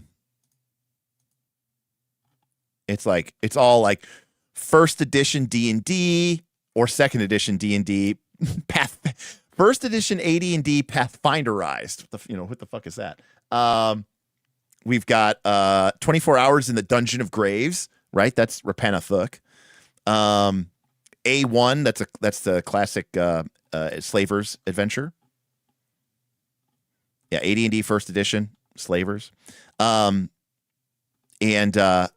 look at all of them, right? Like almost all of these are sold out. Look, sold out, sold out, sold out, sold out, 0, 0, 0, 0. Only the ones that say get are still available, you know? By the way, a lot of the ones that are still available, Pathfinder second edition. Just saying.